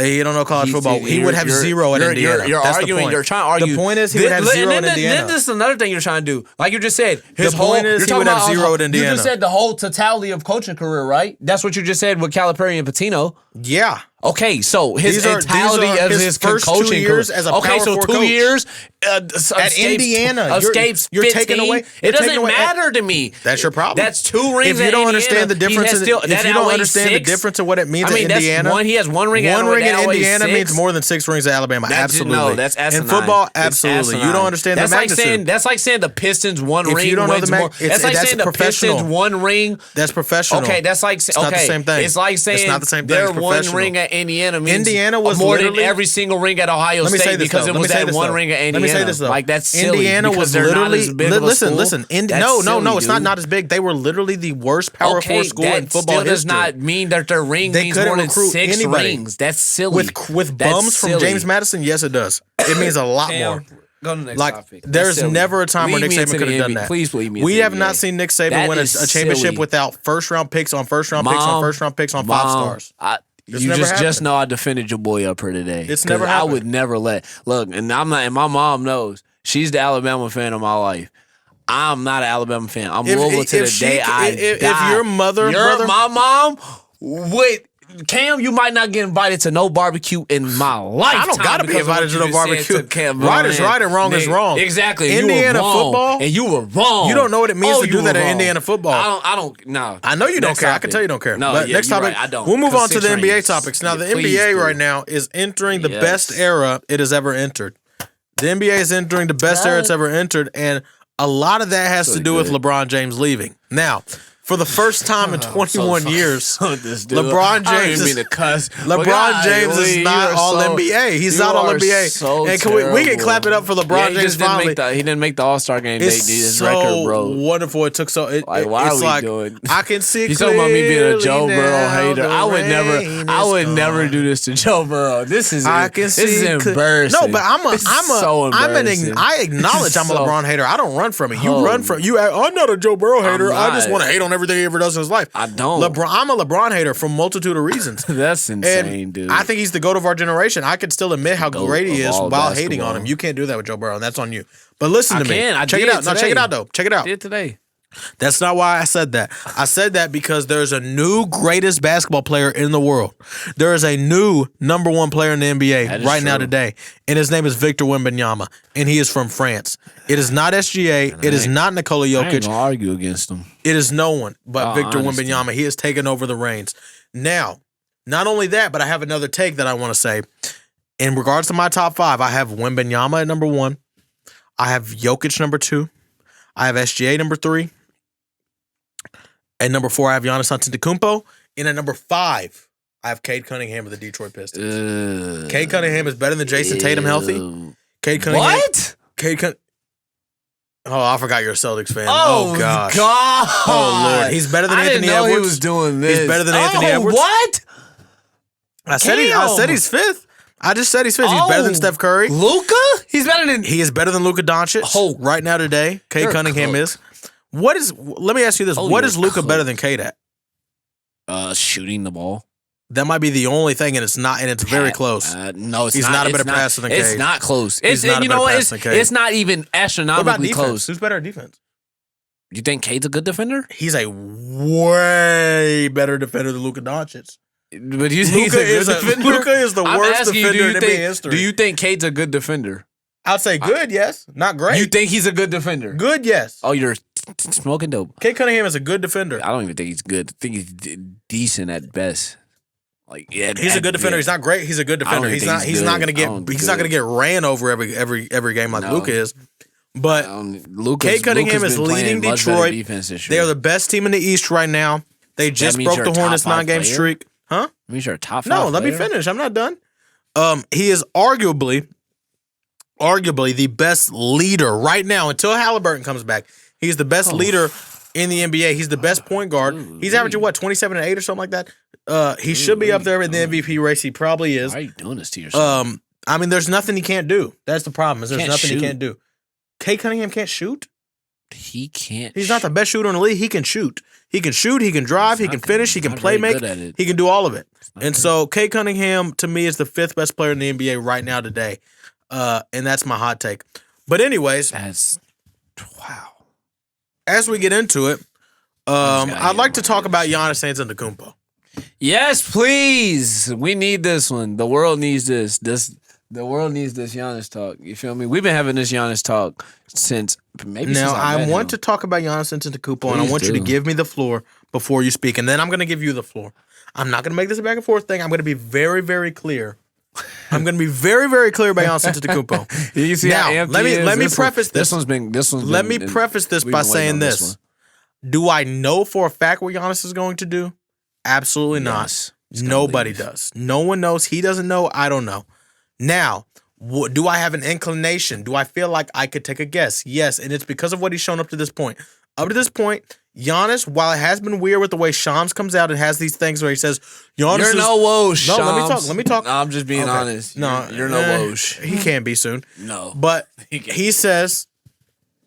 and it's so interesting that the wording is never Giannis has demanded a trade from the Milwaukee Bucks. It never says that. It doesn't. And I believe it's because he hasn't done that. It's because Does he talk to his agent? And I believe his agent uses it as leverage. Mm-hmm. He talks to Shams and he says this stuff. He says this stuff to try to get teams. He puts pressure on the Bucks through that.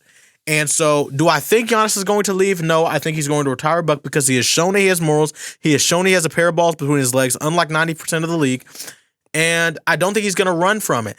He proved me that when he didn't get traded during his trade deadline, and not only that, he posted on his Instagram and said, "Legends don't chase, they attract." And then what happens? The Bucks get Cam Thomas, and Cam Thomas tonight had 34 points, had a great game. The way Giannis looked at him was kind of freaky, but it is what it is. So my biggest take, though, is that Giannis should not leave the Bucks. He should not leave. Let me show you why. DeMarcus Cousins is why. Bradley Beal is why. Damian Lillard is why. These cases in which these guys chase and they fail, it takes away from their legacy. All these players. And this is a league in which you see the teams that are making it right now. You see the teams that are going far. There are teams that have built chemistry that work well together, and they're not just a bunch of teams that a bunch of stars joined up together. So Giannis should be patient. He should wait for Milwaukee to bring him the players, which he's continued to do. And interestingly enough, every time he asks him to do something, listen, every time. But listen, he asked them, "Hey guys, go get Dame." They get Dame. He's not as good as he wants him to be. Oh, go get Miles Turner. They get Miles Turner. He's an absolute fat bum. Go fire the coach and go get Doc. He's an absolute fat bum. Giannis loves Doc. And they suck with him. That's Giannis's fault. Exactly. They would get rid of him in a heartbeat if he wanted him gone. So he hasn't made here in Milwaukee. He's already a legend. They're going to build him a statue. Stay where you are loved and stay where you are wanted. That's what Dame is probably telling him right now, aside from come to Portland. He's telling him, stay where you are wanted, because if it was up to Dame, he would have never left Portland. Dame realized after he went to Milwaukee and ring chased and failed. No, I think he... No, listen, let me finish. I get you. He realized he should have never left Portland, that. and he realizes now that he would rather have stayed in Portland his whole career and won no ring and kept that part of his legacy of that never leaving a team thing, rather than go and ring chase and fail and look like an idiot the same way DeMarcus Cousins did, the same way that we see other players did. Bradley Beal's legacy, if he would have stayed in Washington, think about if Bradley Beal would have stayed in Washington instead of leaving the way he did. Who cares? He's Bradley. He wouldn't be anybody. He led the league in scoring one year. Who gives a damn? He is absolutely a legend. He's an all-star. He would have been a Washington legend forever. Who cares about being a Washington legend? Your franchise means nothing to the that NBA. Means he was a legend in some capacity. Okay. Now he's not a legend at all. He's still a Washington Wizards legend. No, he's not. Not a legend. Their franchise means nothing. Yes. Not a legend. Yeah. Oh yeah. John Wall is a Washington Wizard legend. Yeah. Okay. Because he left them too. But not the same way. It's not the same thing. Yeah, they both got traded. Wanted him out. They pushed him out. And they wanted. And Bradley you Beal think the Wizards out. weren't happy Bradley they didn't have to pay Bradley Beal anymore? Absolutely not. They haven't had to pay him for years. Absolutely he had a no-trade clause. He had the worst contract in the league. He wanted out. That was a known thing. Yeah, and they were happy to give him away. Bradley Beal wanted out. They were happy to give him away. No, he could have stayed if he wanted to. And they would have, and they were happy to just say, yeah, please take your bags and go. He grew up there. No, because he was getting 50-something million. So they were bottom of the league. You think if Phoenix wants Devin Booker to stay the rest of his career, even if he starts to decline, which Bradley Beal hadn't declined until he left Washington. All these players that you're naming, all these players that you're naming are significantly worse players than Giannis. Let's just keep it a bean. Giannis, it's not about that. It's principle. Yeah, no, it is about that. Because Giannis, because these other players, prime DeMarcus Cousins, you think prime DeMarcus Cousins is that much worse than Giannis? Yes, absolutely. Tripping. When did he average 30 and 13? Let's look. Never. Let's never. look. Actually, Yeah, I'll tell you, it's never. Let's I'll take tell a you, look. it's never. It was pretty close. No, it was never, and it was Marcus never Cousins. 5 straight years of it. Giannis has been Stats. excellent. Oh yeah, you better change it quick. No, 5 straight years. That matters a part of Giannis' You better discussion change it to because 5 ever straight since years. Giannis has won a ring and Chris Middleton went down in the second round, 27 and 12. Pretty daggum close. 27 and 12 in Sacramento. with 68%, with 60+%, And he didn't have a Chris Middleton to help him. Okay, and look, He didn't have a Drew Holiday to help him. Can you tell me his field goal percentage just for the one time? I just got to know it real quick because Giannis's whole thing is he's actually really efficient. That's another thing. It's on 60% shooting. Gawk. What that? He's The year that he had the year he had 27 and 12. I guarantee you it was under 50% shooting percentage, and he's a center. It was. Yeah, Let's take a look. Hang on. bum nigga status. I bet it's probably 45. Oh, relax, will you? Any day now. It was exactly 45. Yeah, he's a bum. That's crap. Especially He takes way more threes than Giannis. It doesn't matter. Shoot. You're a big. Yeah, exactly. Why are He you? stretches the floor. He can shoot. Embiid doesn't shoot 45%, and Yes, he does. 45% in his He has MVP before. years. In his MVP, in his best years, we're talking about. Prime We're Embiid talking is about better than the Marcus Cousins. yeah, but and it's not that's by who a lot. Giannis was also better than, and that's what I'm talking about. We're talking about prime Giannis is better. Prime Embiid is better than prime Giannis. Okay, well, if he at what peak for peak? For peak? You're smoking dope. Hey. Yeah, you're smoking dope. Hey, yeah, you you're smoking tripping. dope. Yeah, you're smoking dope. You tripping. Yeah, well, tell me any You playoff game where tripping. Embiid just throw up 50. No, they're about equal. No, they're But not check equal. us out, They're though. not Check us equal. out, though. Giannis is better. And I'll then tell you no, this much. I'll let He's you. better. I'll He's let better, you but the spew. principle I'll let you stays. spew. I'd let you If spew. Giannis My goes to turn. Miami, My and fails to win a chip, My it's a turn. stain on his legacy. Facts. He's not going to go to Miami because Facts. the problem with Miami is their roster is not even good enough right now to where if they traded That's for your problem. Giannis, That's your problem. if they traded for That's you, your problem. no, because it's not about the place he goes; it's about the player he teams with. If It's he about does, the fit of the whole team. it's about the but it also has to fit with It's the not player about he the goes star with. he plays with. It It's not. absolutely does. It is the star he plays with. It's It the does whole matter. Team that he plays with. It's not the star. The Pacers had Even no whole stars. teams have stars. Yes, no, and They had Tyler stars. players played with another star. Is Halliburton top 10 in the league? I don't, Is Siakam top 10 in the league? he played with another star. It He doesn't played matter. with a team of No, but great you have to players that play fit with together. a certain star. It has your co-star has to matter. Exactly. No, I agree. Your co-star matters, but if it don't fit, the co-star has to it fit. didn't fit. Yes, okay. So the fit of his co-star. Go get Dame for me, says Giannis. Oh, it doesn't work. Oh, I should leave. You know, that's not B-made to you?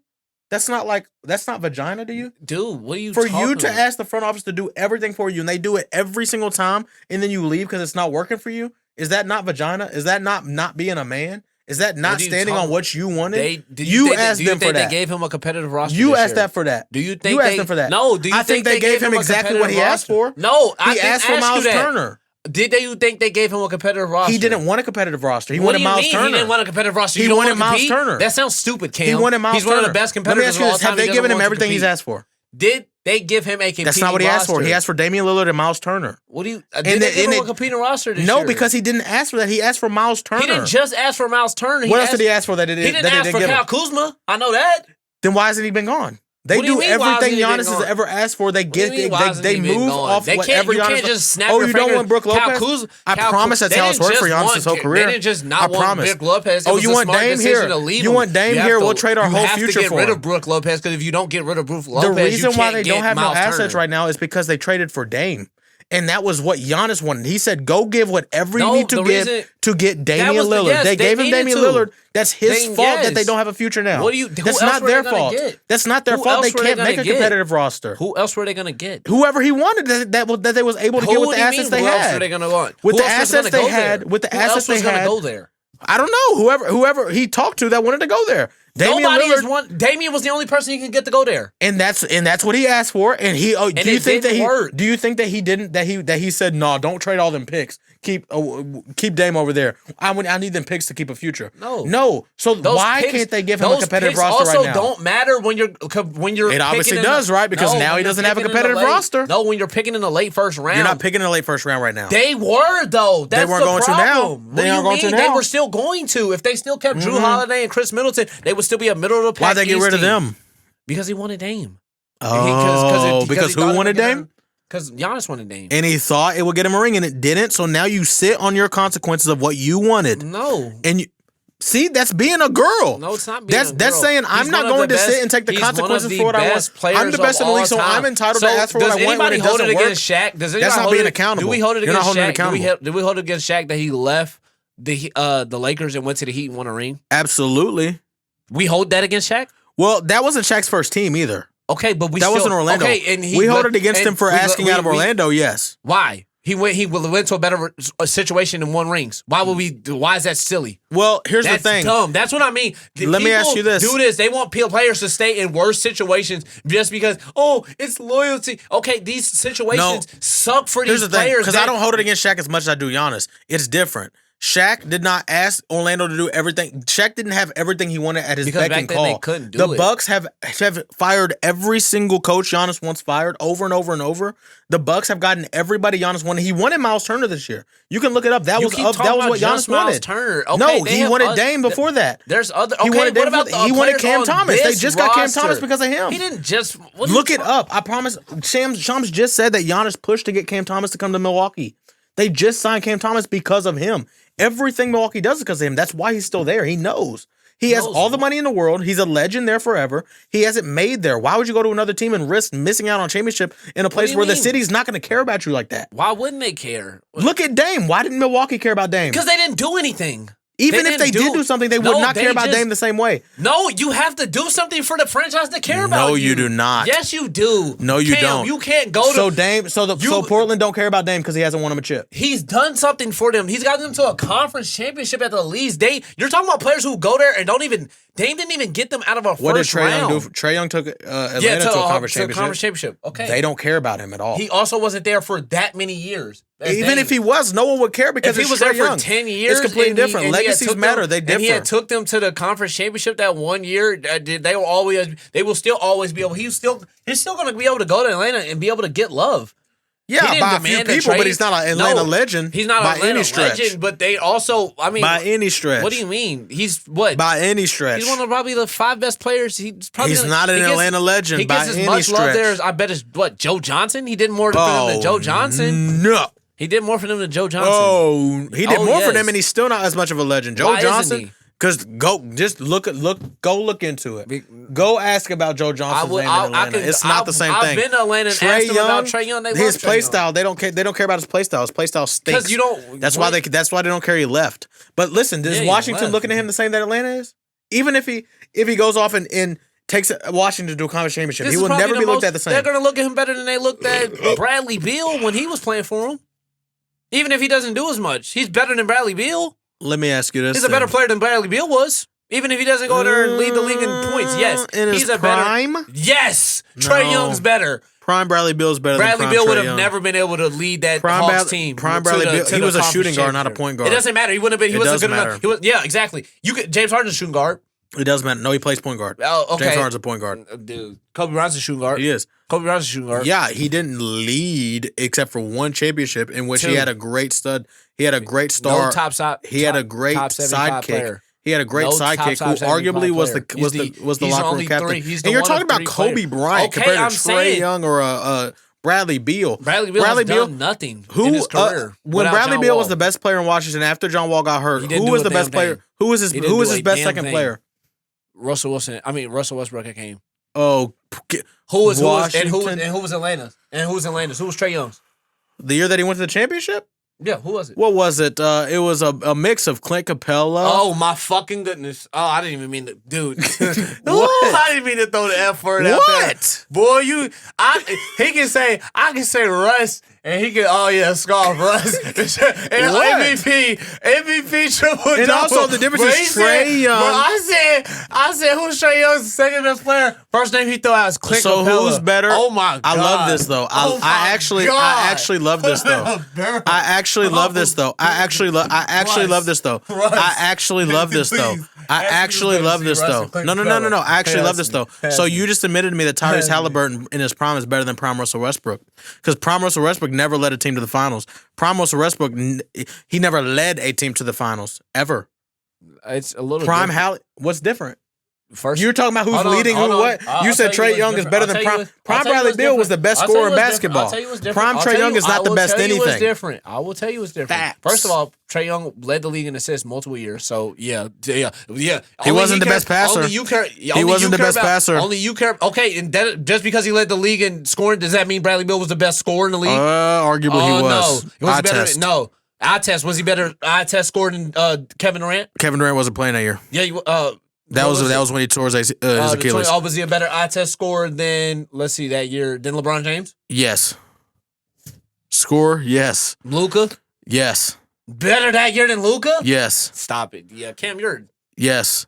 Luka shot more shots than him. Ladies and gentlemen. Bradley Beal in his prime is super efficient. He's a mid-range, three-level scorer. He was not efficient. You're sitting here lying. You are sitting here lying. Three-level scorer. But you're lying. He wasn't efficient. Middies, layups, you're sitting here dunks. Lying. Threes, you are sitting here middies, lying. layups, dunks. I don't care. So if he can sit here and say that Bradley Beal leading the league in scoring, man, he was the best scorer in the league, then I can sit here and say Trae Young leading the league in assists for multiple years means he was a better passer. No. So I don't care. And one thing that was different that you were asking because LeBron actually was a better passer than Trae Young. Okay, cool. Well, one thing you were asking for was different. Russell Westbrook played in the West and got his team to the playoffs in the West. Yeah. They did that. They were OKC to 7 games, and you think he wouldn't have made it there in the West? Bradley Beal. Who took OKC to 7 games? Halliburton. Okay, I'm not talking. You're saying that's the difference between Russell and Hallie is Hallie's in the East and Russell was in the West. Yes. The big bad West. And I'm just telling you that the big bad West, Russell Westbrook would not have made it through the same way Hallie did, especially considering no, he wasn't leading that team. That he was a second fiddle. Hallie was the number one on the Pacers. He was a number, but he wasn't leading the team in scoring. That doesn't make you a number one. You know that. It doesn't make you a number one. But you know it doesn't make you a number one. Hallie is obviously the number one on the Pacers. Obviously. Okay. Anybody that watches basketball knows Halliburton was the number one option on the Pacers. That he wasn't the number one scorer, he was the number one player. I think Russ with that 20, I think he could have did the exact same with that same Pacers team against the same competition as Halliburton did. No. He's not that much better. Absolutely not. I don't think No. Absolutely. Mm-mm. And also not 2 years in a row, too, because Hallie went to the conference finals, should have went to the championship, but didn't because he ran into a great Celtics team that was stacked top to bottom. Yeah. But blessed. It's still, even then, he was hurt. Right. He was hurt. Don't think I forgot he was hurt. The first game, he didn't get no buckets in overtime. When he wasn't don't matter. Hurt. Yeah, it doesn't. And let me tell you this. Another thing. Whoever leads who to what, so, but it does not matter as much as prime Bradley Beal is better than prime Trae. The thing about the whole thing is with Giannis is these players he's naming with Bradley Beal, Damian Lillard, DeMarcus Cousins, all these like players who are way below him who aren't even top 50. Did it not stain their legacy? Who aren't even top, Did it not stain their legacy? I don't think DeMarcus. What legacy was he having in Sacramento? If DeMarcus stayed in Sacramento his whole career, it at least would have been looked at as a career in which he's a legend in the city. They didn't do anything for him. He's a legend in the city. How? Yeah, they didn't do anything for him, but you know how bad it looks when you go to Golden State and don't win the chip. You know how bad that looks. What about when he went to New Orleans and he was playing great with Anthony and you Davis? Don't win the chip? You know how bad that looks? It doesn't matter. He gets more. It doesn't matter. He gets a great legacy for going in New Orleans and he was balling out. He doesn't. Yes, he does. You're literally sitting here lying. If he stayed in Sacramento, I hear people to this day talk about. Say. Yeah, so yeah, it doesn't care what people say. Most people. I'm saying the people you're talking about because that's. Most people you've heard. Most people I've heard. Most people acknowledge I've heard that he looks like a bum for going. DeMarcus Cousins on the Pelicans was so dope. If he would have got to play with Boogie that year, if he didn't tear his Achilles, he would have been so. If he didn't get to play with Anthony Davis that year, he would have been so much better. If Chris Paul would have never left, New Orleans or Los Angeles, nobody cares that he left New Orleans. Nobody cares. Nobody cares. They weren't doing anything. It's not about if they care about his legacy. He's not looked at his legacy. He would be looked at as arguably the number one or number 2 point guard of all time. James Harden. If James Harden would have stayed in Houston his whole career, would have looked a lot better on his legacy. No, he wouldn't have. That's all I'm saying. No, if LeBron wouldn't have been a vagina and ran away from Cleveland the first time, if he would have stayed in Cleveland his whole time and never won, his legacy wouldn't have looked at as better. He wouldn't be the. Legends of track. He wouldn't be the best player. He wouldn't be the best player of all time. He actually proved when he came back to Cleveland and they brought Kevin Love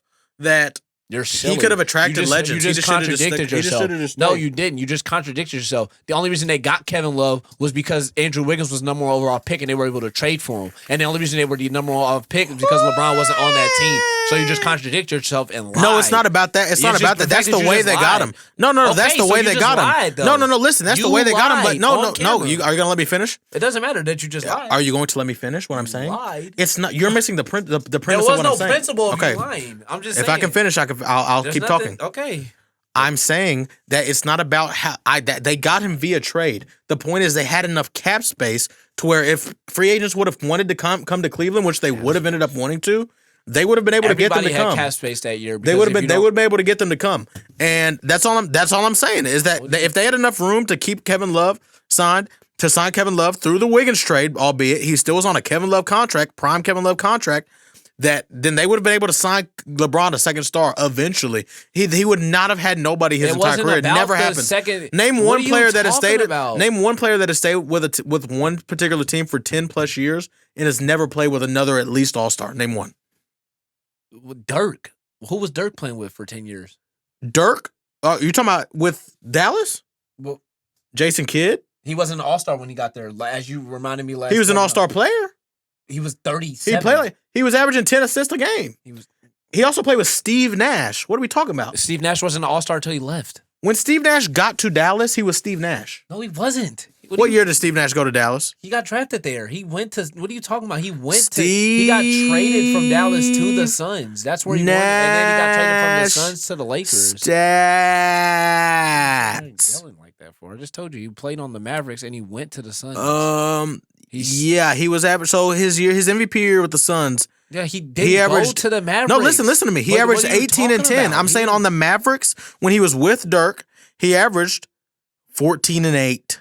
He wasn't okay. He wasn't. He averaged 17 and 7. He wasn't the He player. averaged 18 and 7. He wasn't the player he was. He was 1 point off and 2 assists off from the player he was. He was not, like you just said. 1 point and 2 assists off. Does the eye test matter? You can go somewhere like you just said. Steve Nash wasn't Steve Nash in Dallas? He wasn't an All-Star in Dallas?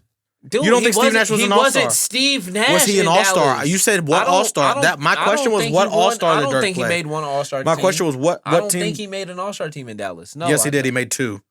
In 02 and 03 both, back to back. And they traded him.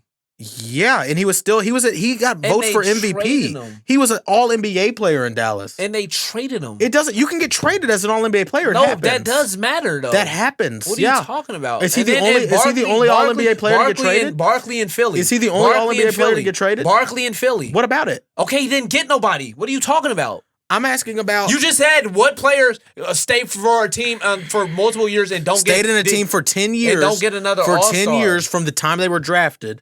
10 years. That was my question. Somebody has to stay for 10 years before you get an All-Star level player. If you're what year did Mike get? What year did Mike get one? What are you talking about? Year 8?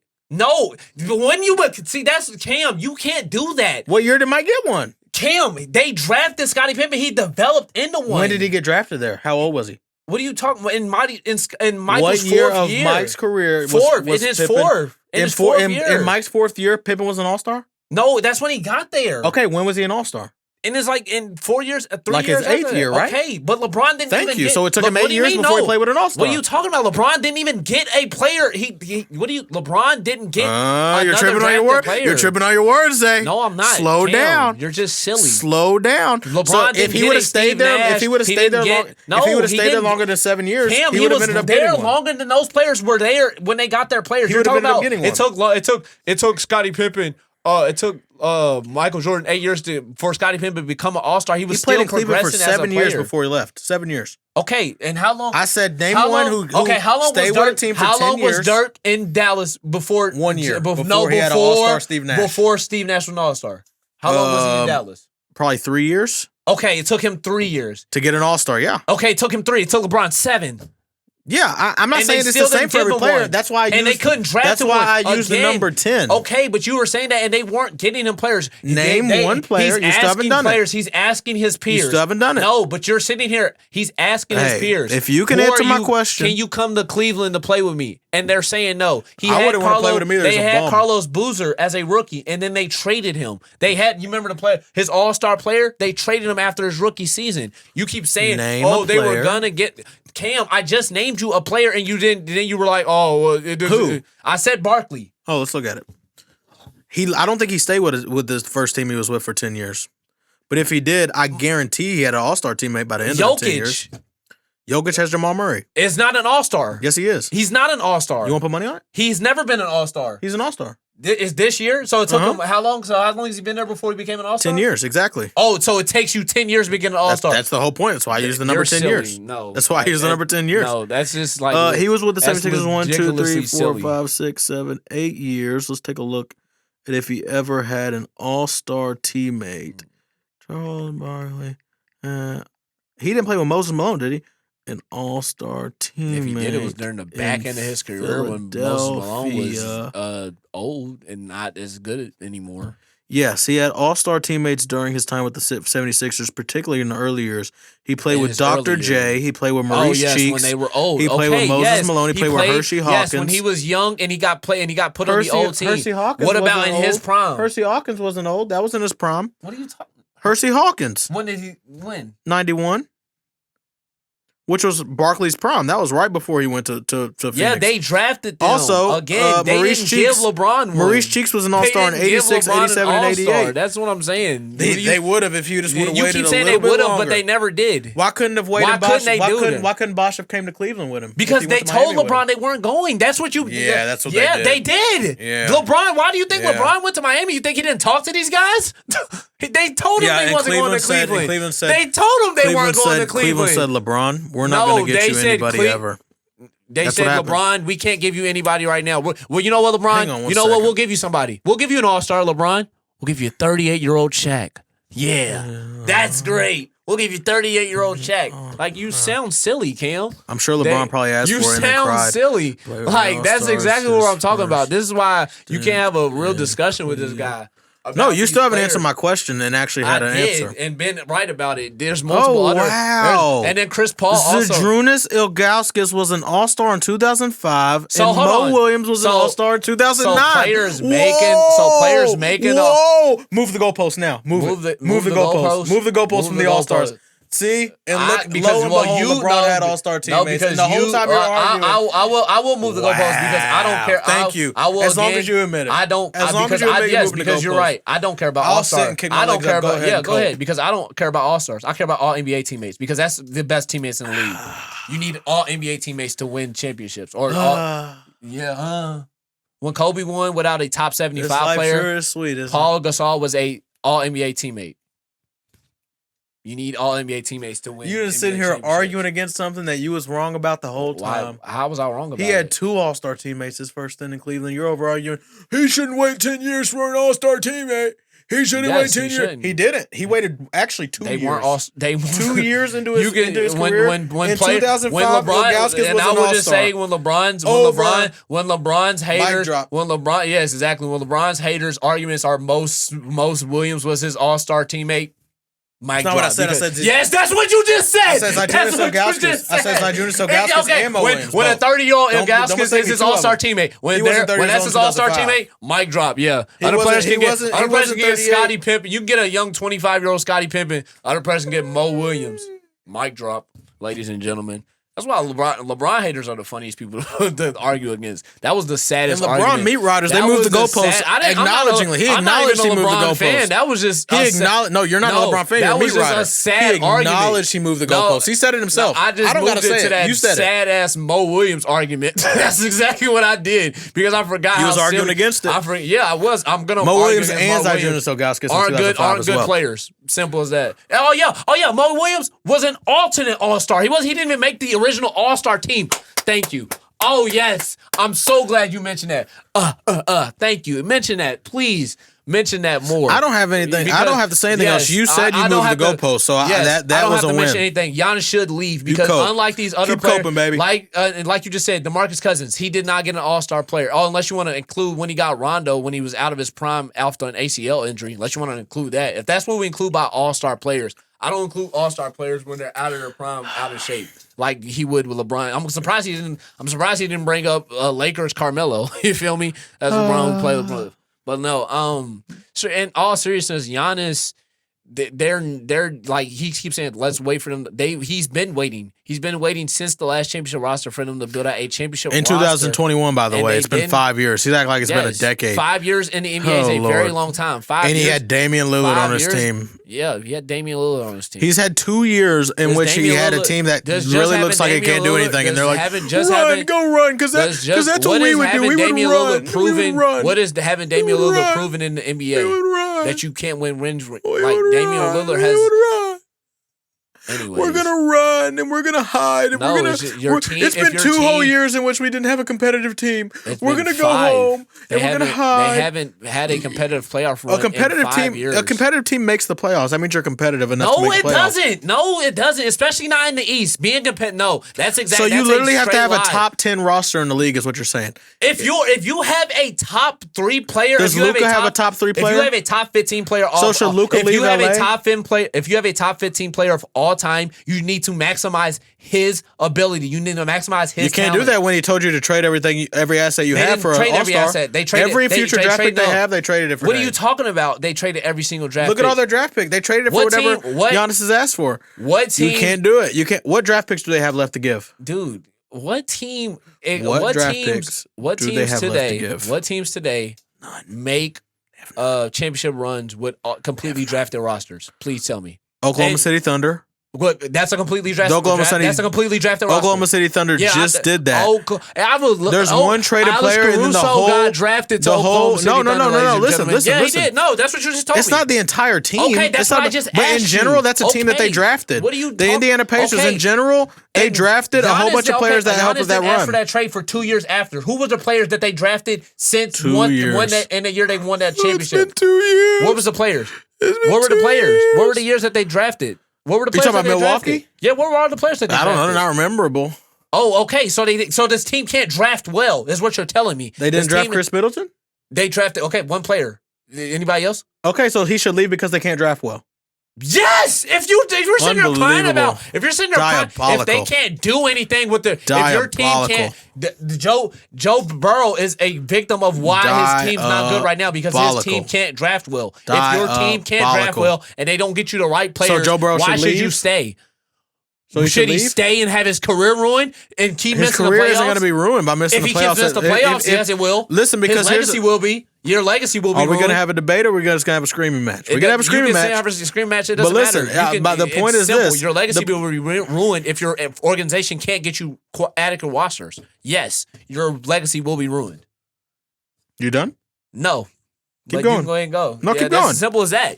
I want you to get all this off your chest because you're venting right now. You're letting out a lot of anger that needs to get out. No, so am I going to be able to speak without you cutting me off 5 seconds in? Absolutely. But this is a very simple argument. Okay. Like your organization, yes, you should absolutely if you are doing your job, you're sitting here averaging 30 and 13 and 6 assists, and your team cannot get you an adequate roster. Why should you, if you're doing your job and your organization isn't doing your job, why should you be loyal to them if they're not doing their job? Why should you be loyal to them? Why should you be loyal to them? Because in years later, when you're not as good, pop off, sis. They're not going to be as loyal to you. Simple as that. Is it my turn? Oh, did you want to talk? Yeah, I wasn't done. I just feel like you're getting a lot off your chest right now. I want to be there for my brother as events. Be there for. My point is this: if you are responsible for majority of the decisions your organization has made that has put them in this bad position, you should stand on that and take accountability as a man, as a grown man. Decisions, right? As the 2 decisions that ruined the roster. Miles Turner's ruined. Ryan Rollins is a perfect example of a gem that they found, that front office found. Okay. Is that not a gem that they found? Cam Thomas is already paying off. He's already paying off. He's played 1 game. You want to bet money that he's not going to average at least 22 points with the Bucks? Who gives a damn if he averages 22? Is it going to help them win? Is it going to help them win? And this is the whole point. Is it? Yeah, no. This is the whole point. Yes, 22 points helps you win. No. Name a roster Cam Thomas has played on that helped them win. What are you talking about? You can't win on the Brooklyn Nets. It doesn't matter. 22 points doesn't matter on the Brooklyn Nets. Okay, well, nothing matters on the Brooklyn Nets. Dame came there and averaged 24. It didn't matter. It didn't help him win. It helped him make the playoffs and be competitive against the Pacers that went to the conference finals. What is competitive? 4-1? That's competitive to you? Yes. That's competitive to you. If you can make the playoffs and you can compete against teams. You're telling me that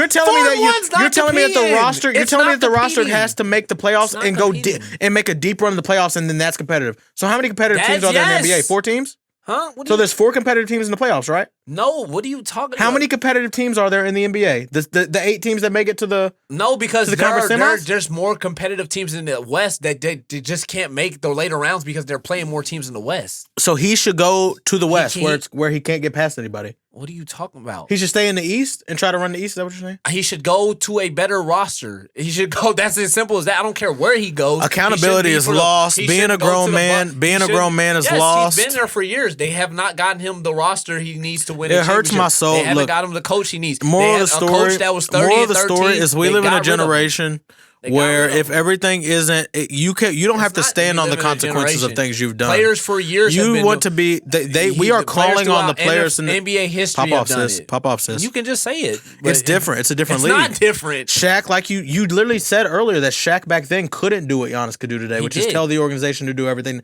He did not tell Orlando to do everything he wanted to do. Because he didn't want to. He wanted to leave. Because he couldn't. He could. It was not possible back then. No, it was not. That was. Look it up in the 90s, especially. He was playing with All-Star. Why do you think Jordan had so many issues with Jerry Krause? He was playing with Penny. Why do you think Jordan had so many issues with Jerry Krause? Because it was an organization ran league back then. He didn't have it was not a player ran league back then. It was not a player back. He didn't have it was with the way the team was ran. They made all the decisions. It was Jerry Krause and Phil Jackson. He loved the roster. It was Jerry Krause and Phil Jackson. But he didn't complain about the roster. Yeah, he had nothing to complain about with the roster. But my point is this. Exactly. Listen, but that's my point. He had nothing to complain about. Because he stayed. He didn't cry. He couldn't cry like a baby back then. Because they gave him an adequate roster. They gave him 8 years into his career, yeah. No, because they gave him an adequate roster. 8 years into his career, they made trades. But guess what? If that was today, they traded Oakley. Are you gonna? No, I can't talk.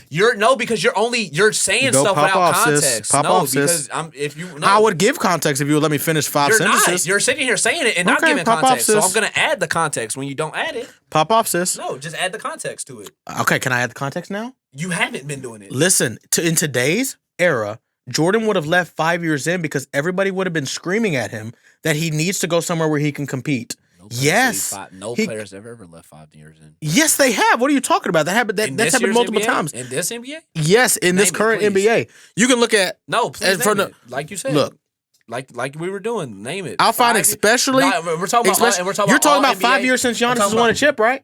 Yeah, you said 5 years since Giannis won the chip. You want to believe, right? It's been 5 years. You just said 5 years into the league. I'm talking about 5 years without competing. It doesn't matter if it's the first 5 years or the last 5 years. You guys want players to leave after 5 years of not competing, correct? Jordan would have been the same thing or a similar thing. But you're telling me not 5, but 7, right? 7 years is. You're saying 5 is outlandish. That never happens. But 7 years you can leave. Listen. The point is, back then, back then, it was an organization ran league. Players did not make decisions for the organization back then because there wasn't as many money in endorsement deals. There wasn't as many money in brand deals as there is today. Mm-hmm. The brand deals and the endorsement deals make the money for the teams now, so they have to listen to the player. They have no choice. The player has way more power today. So the players are making way more decisions for the organization. Now look at a player like Joel Embiid. Joel Embiid is getting everything he wants. Oh, you want Harden? Here's Harden. You want Jimmy Butler for a second? Here's Jimmy Butler. You want Tyrese Maxey? Obviously, they drafted Tyrese Maxey. You can look it up. Embiid literally said that he liked Maxey in college and wanted him to play on that team. Now, Embiid can do one of two things. Embiid can do one of two things. He can say, I can't win with this, or I haven't been able to win with this, so I'm going to leave. Or he can say, I have an organization that listens to everything I do. I'm going to be a grown man. 2 separate conversations. Well, the conversation with Giannis is this. He can be a grown man and stand on what he has told the Bucks to do. It's not the same. How were they supposed? So let me ask you this. If I can't finish a question, we can't have a conversation. I can't answer the question. I haven't asked the question. What's the question? You just said how's the situation different? With Joel Embiid, why is he so much of a man? You did. I didn't ask that. Okay. I'm asking now with Giannis Antetokounmpo, what could the organization do other than draft well? If that's the only thing that players should leave off, if that's the only thing players should leave off, then so many players need to leave their team right now today just because the organization hasn't been drafting well. When the Pacers, the one player the Pacers really drafted on that team was Benedict Mathurin. The trades they made are what got them there. Look at the signings the Bucks have given. Young players that Giannis can grow with and build with if he's patient for a second. Ryan Rollins, Cam Thomas now. Tell them to get rid of Bobby Portis. But the problem is who can they draft now? And not even trade. What trade can they make right now today? What do you mean? What trade can they? What trade can the Bucks make right now today? All these GMs sit here and make trades every single day because they have assets and capital. What do the Bucks have to trade? Who did the Bucks? Who did the Bucks have to trade? Who did the Lakers just trade for Luke Kennard? I don't know. A bum. Luke Kennard's a bum. Who cares about Luke Kennard? He's leading the league in 3-point percentage. He's a bum. What did they trade? What did they trade for Luke Kennard? Rui? No, they didn't even trade him. I don't know what they traded. They didn't trade nothing. And they also traded Anthony Davis for Luka Doncic. The Lakers have a lot of stuff in with the prop betting and all that stuff. Yeah, you're gonna bring up the you know that you can act like it doesn't matter. That's what I'm trying to say. I'm trying to say the Lakers are known for robbing people. That's what the Lakers are known for. But name the trade. Name who are the Bucks supposed to trade right now? What do you mean? Kuzma. Trade Kuzma. Get him for off what? the roster. Anything that can help. A second. You're not going to get anything. Yeah, you can get a second. You're not getting a second round pick for Kyle Kuzma today. Yes, you absolutely can. I promise you're not. What are you talking about? There is a 0. There's not one team that's giving you draft capital for Kyle Kuzma for a second round pick. You tell Luke me Kyle Kuzma is a much better player than Kyle Kuzma. Based on what? You just said he leads the league in 3-point percentage. He's a starting player on the team that's the leading team in the Eastern Conference. Kyle Kuzma is not. You just got Kyle Kuzma for Chris Middleton last year. So yeah, who do you think okayed that trade? And Kyle Kuzma just went for a second round pick. Who do you think okayed that trade? It's Chris Middleton just went for a second round pick. So Kyle Kuzma couldn't go for a second round pick? Kyle Kuzma's a bum now. He wasn't in Washington. So he couldn't go for a second round pick? No. You're sitting here lying. NBA players go for second round picks Who's better, every Chris single Middleton day. or Kyle Kuzma? Kyle Kuzma right now. And he could go for a second round pick. To me? Yeah. Did you not just hear it? It's Chris Middleton. He's not that good, buddy. I don't know what you want. Yeah, you consider dunk your Kyle head. Kuzma is. He's better than Chris Middleton. Kyle That's Kuzma my point. That's my point. You're just sitting here like telling you want to talk you're about sitting here a bum? telling me players couldn't go for a second round. You're telling me Kyle Kuzma couldn't go for a second round pick, which means you just don't know basketball and how trades work. Then and then what are they going to do with that? And then what are they going to do with that second round pick? That's going to get Giannis this All Star that he needs. Let me know. I don't. There's shit. Jokic can become a second round All Star player. I mean, oh my gosh! But they can't draft. So you're exactly, the team can't draft. So So it's all about drafting. Just say that. Just say it's only about drafting. It's not all you about just drafting. said that. I just told you. No, it's about drafting. It's about free agent signing. It's about trades. They don't do anything well. They didn't get Ryan Rollins. They got one player. Okay, name the next one. Who's the next player? Cam Thomas. You don't know if he's going to be good for the team or not. You say Cam Thomas. He's been a good player. He's been a good player. I could have said Dame Lillard when they got Dame. Dame Lillard was 10 times the player Cam Thomas was, and it didn't work out. Cam Thomas 22 points. Okay, does that mean he's going to fit well with Giannis because he considered an average 22 points per game? Does that mean anything? When it comes to fit, that's the whole issue, right? Does that mean anything? We need to worry about fit instead of star. You keep talking about the quality. I didn't say I agree the players don't fit with him. I keep saying, and that's what you keep lying about on me. I didn't say get him an all-star. I said you've been saying that. No, I said get him. I said get him an adequate team around. LeBron needs a star. I didn't even say LeBron. You brought up LeBron. I know because it's the same premise. You always say LeBron needed a star. I said LeBron needed a best. No, I said LeBron needed a better team around him, and Cleveland proved that they didn't give him a better team. So now you don't need a star. You need a great team, and the Bucks have been. You don't need a star, right? The Bucks have been approved effective to not give Giannis a great team for 2-3 years. No, for 5 years straight. Yeah, great team. And the team that they won. How many great teams are in the league right now? Up to 10. 10 great teams. Teams, name them. Teams that can compete. Name 10 great teams. They don't even give him a competing team. Name Making 10 the great playoffs teams. doesn't mean you're name competing. 10 great teams. 10 great teams right now. Right now. The OKC Thunder, the San Antonio Spurs, the Boston Celtics, the Minnesota Timberwolves. Without Tatum? They're still a great team. Without Tatum. Tatum's hurt and they're still a great team. They can go it does not matter. The roster still has Tatum. So they can compete without Tatum?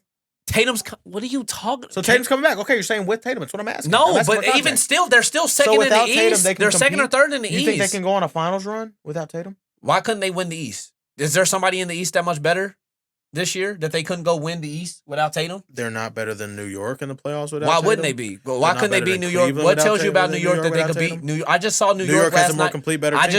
And I just saw them last night lose to the Pacers. Because we own them. They're never going to beat us. It doesn't matter. It's a rivalry. We bet. I saw the Knicks last year. I saw the Knicks last year who didn't have a better team than the Celtics beat them. Son? Have you not seen we're taking? It doesn't matter. You just said it doesn't matter. No, you just said a team that can compete. I think that Celtics team without Tatum can still compete in the East because the East sucks. Why don't they? Unbelievable. The East sucks. So who does Jaylen Brown have outside right of now. him that's so much better than what Giannis has? Right now? Yeah.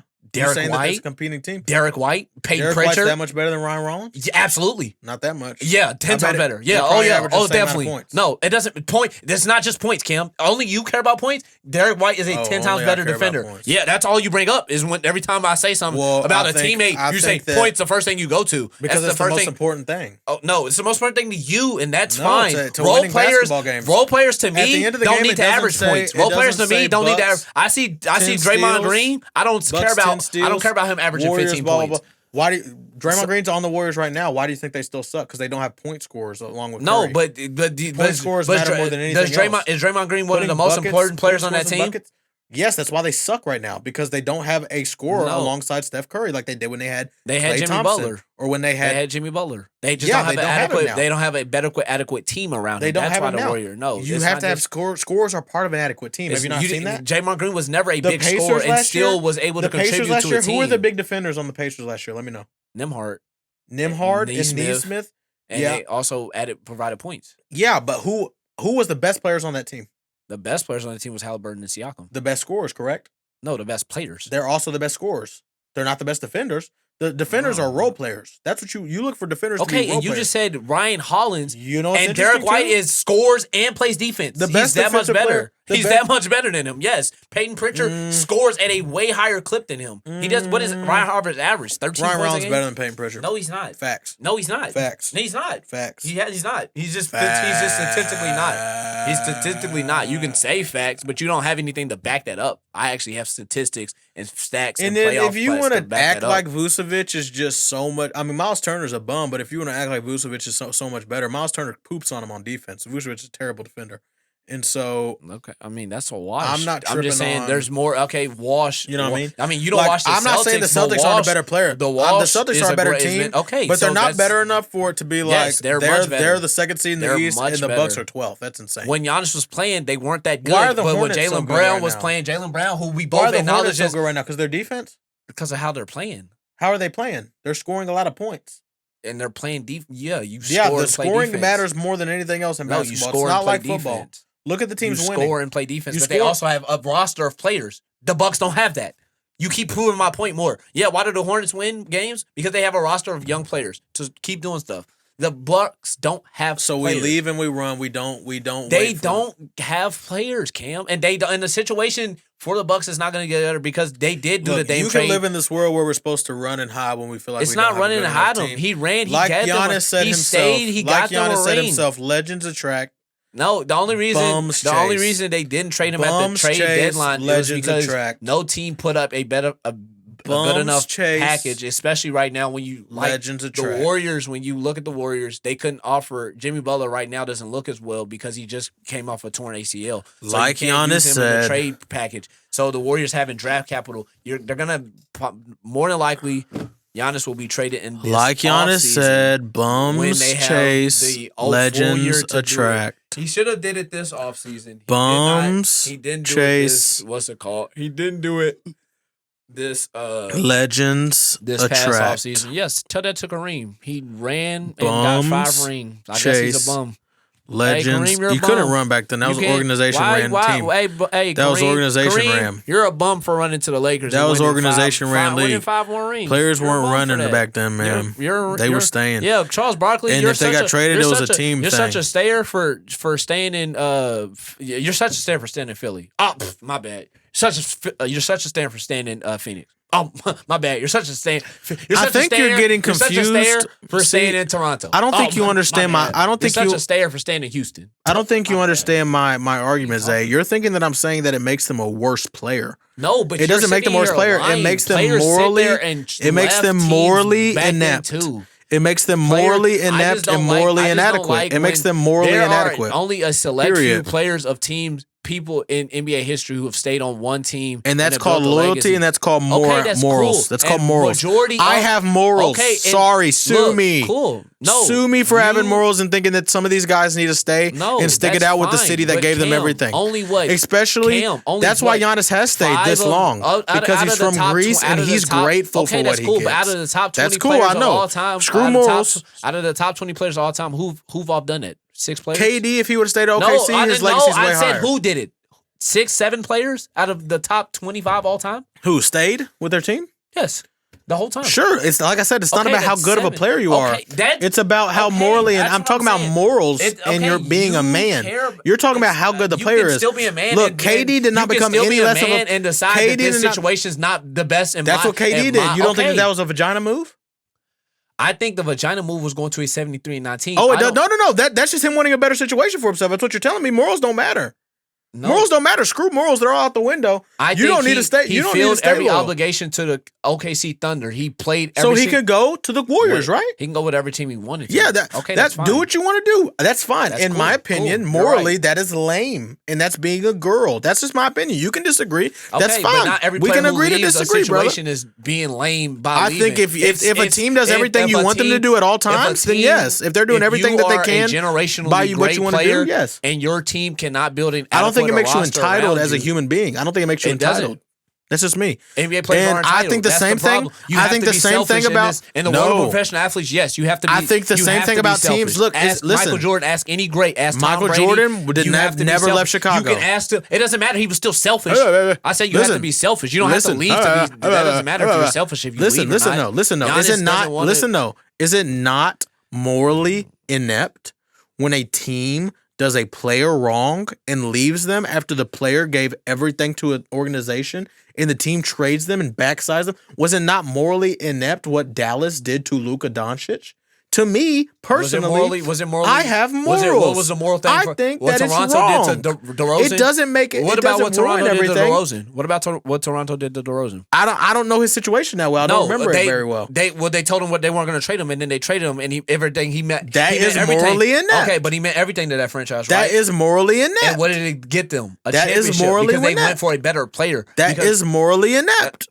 That doesn't mean it didn't lead to a championship. I'm saying it's morally wrong. That's the only amount. You act like my case is saying that this makes players worse players. But it doesn't make them worse players, but it does make it like we look at Kobe the way we do because he was in LA his whole career. He asked for a trade.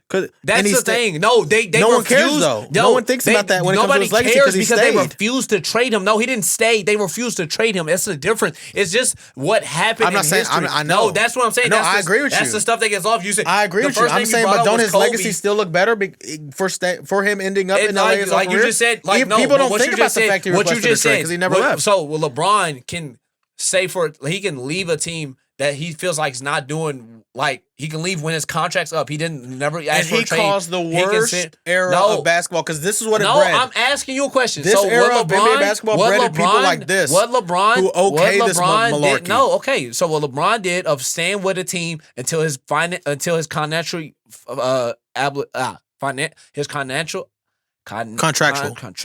obligations were filled, and he decided, just like any else decided, I think a better opportunity. I'm not saying the move to Miami necessarily was good, but if he decided to go to any other team, that's weak. Let me ask you that. No, but here's the thing. Decided this team. I don't know. Listen. A roster. For if that's the reason why, if the reason is because, and he would have had to stay listen. Because like for example, I'm a Pacers fan.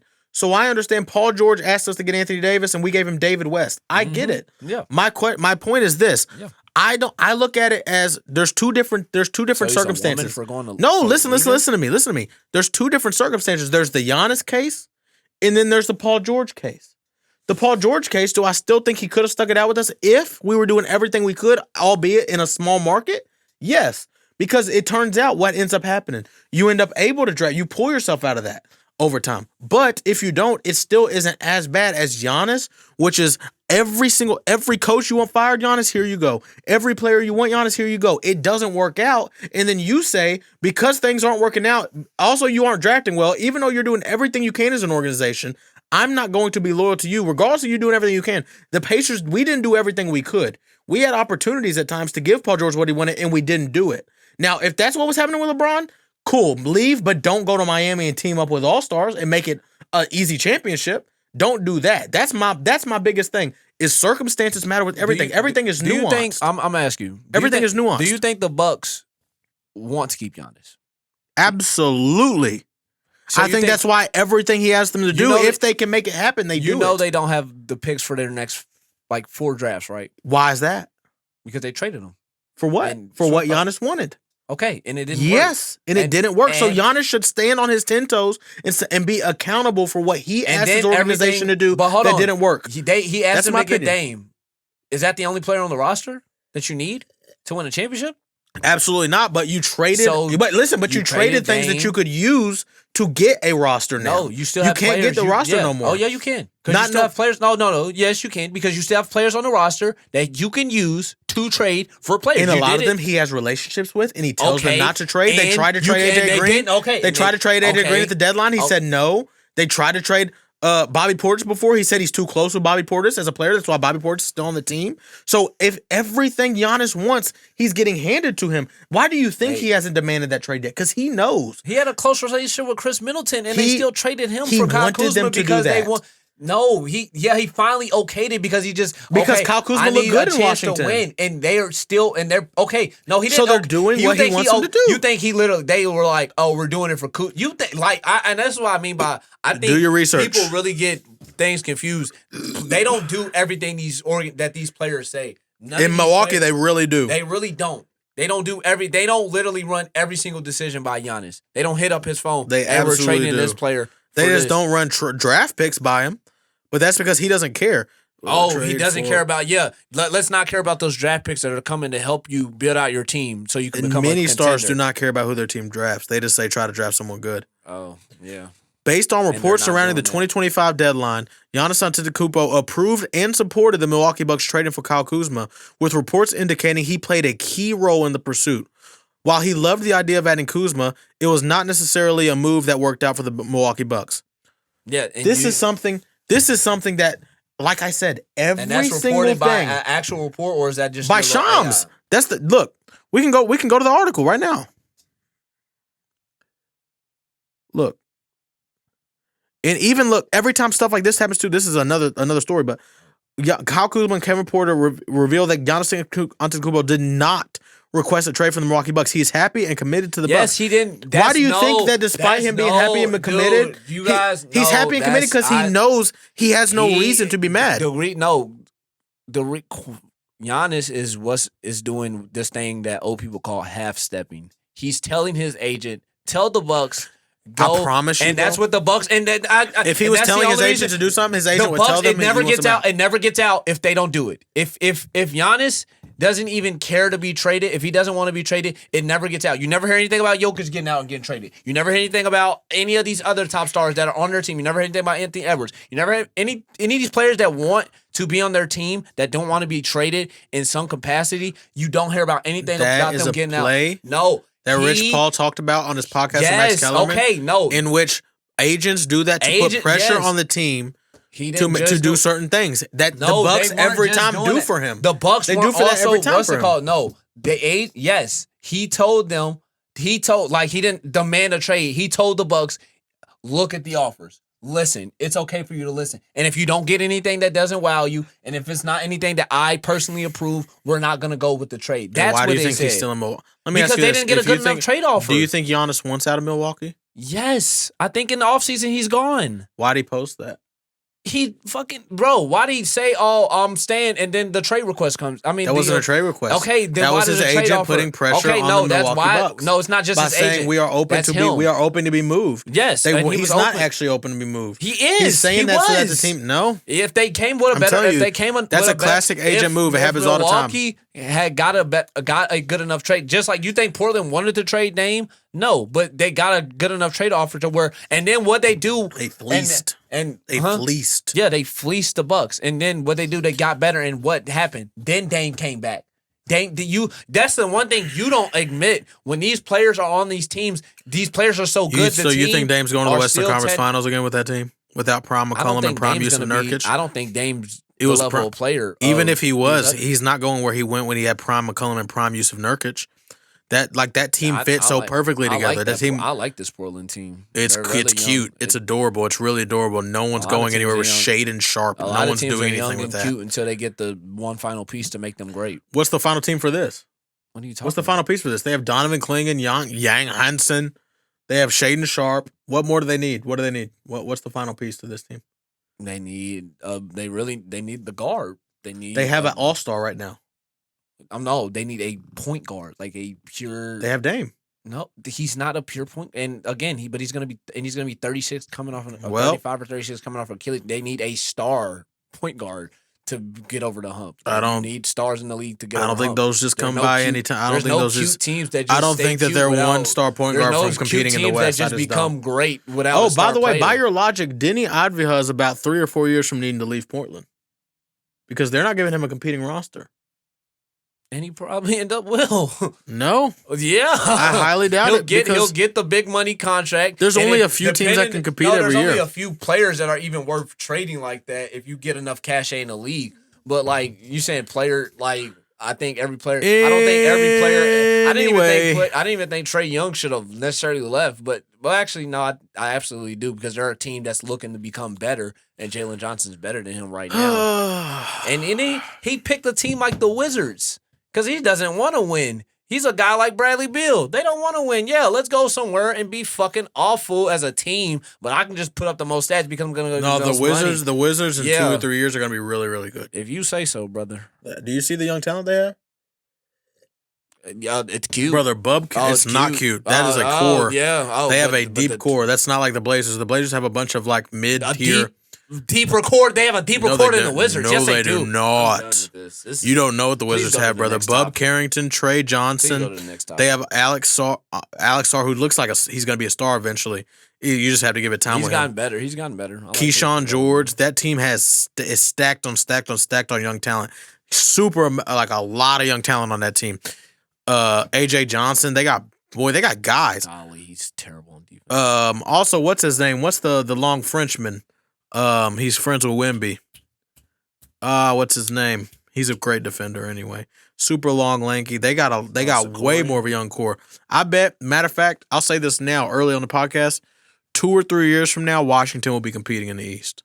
I say 2 years. Doubt it. 2 years from now, Washington will be competing in the East. Seriously. The next topic though is the Boston Celtics. Getting Tatum back. Are we scared of them? I think it's a very simple answer. Absolutely not. There's 3 teams in the East, bare minimum, that I'm much more scared of moving forward. I'd even wager that if the Charlotte Hornets make it to the playoffs, I'm more scared of them than the Boston Celtics. So, but the 3 would be the Cleveland Cavaliers, which are my favorite in the East now after getting Harden.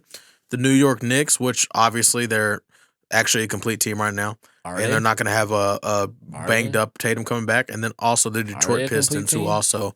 Yeah, New York's a complete team. Absolutely. Where's the hole? They was screaming to get Cat out of there. They also got Jose Alvarado, who I think off the bench is going to be the exact player New York needs. I like Jose. That's who New York needed. I always liked Jose Alvarado. That's who New York needed right there. But yeah, I mean, you can take the floor as a Celtics fan. I truly couldn't care less about this topic. When you say they had the same completed roster last year? Who? The Knicks. Yeah. So why didn't they win last year? Because they ran into the best team in the East that's going to win the 2027 finals. They ran into a team that took OKC to Game 7. I don't know what you want me to say. They ran into the most complete team in NBA history, arguably. In terms of complete, that team has no holes. We have 2 starting lineups on that Pacers team. So, yeah, they ran into a better team. That's what happened. But that same team, New York, beat the Detroit Pistons last year in the playoffs, which is the same Pistons team that entered this year. It's not the same team. I don't like when people do that. What's the difference? You get older and mature and you become better. Yeah, I'm not saying it's the same exact team. I don't like when people do that. It's not the same exact team, but it's a very similar team. I'm sorry. To a Detroit Pistons team that is the number 1 seed in the East right now and doing very well this year.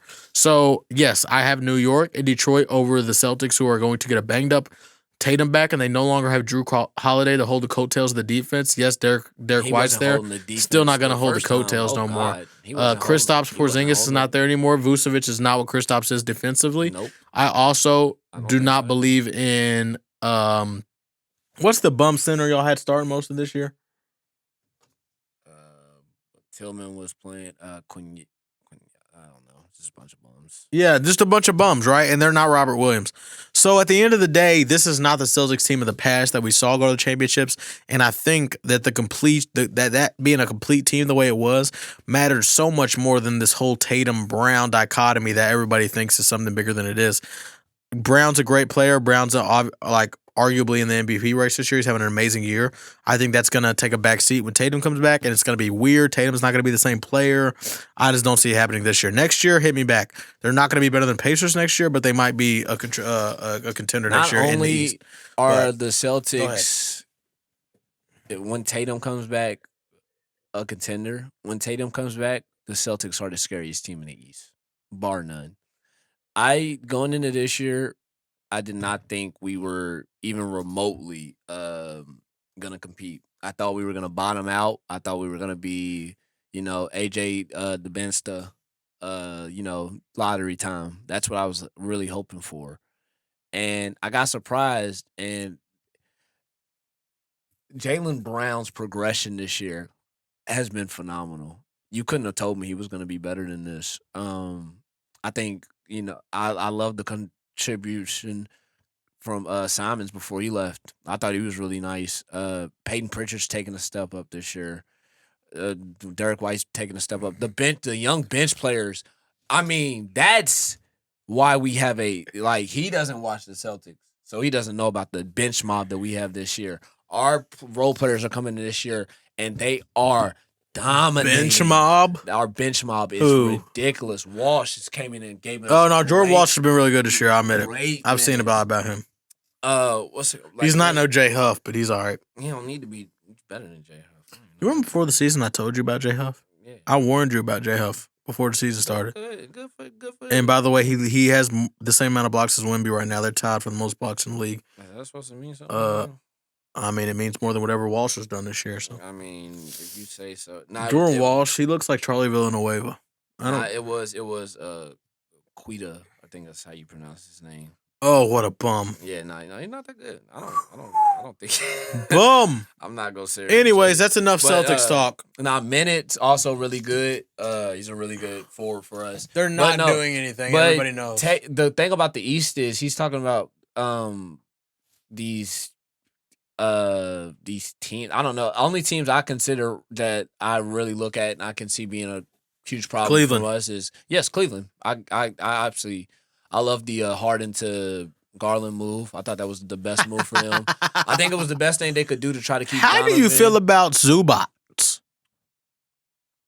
Don't lie to me. I'll get in your bum Pacers in a second. Nah, because that's what we need to talk about. No, because we'll finish talking about Tatum. Because this ain't the Celtics. This is real. No, because Tatum's just a bigger story and a better player. So we're gonna talk about Tatum. He's not a bigger story than Zubac. Absolutely. No. But because he beats the Zubac. coming back from an Achilles tear 7 months out to re-tear it. When you see that's kind of crazy. But when you see players like Dame who got injured before him, I don't even know if Dame's practicing 5-on-5 yet, but he's already G League practicing 5-on-5.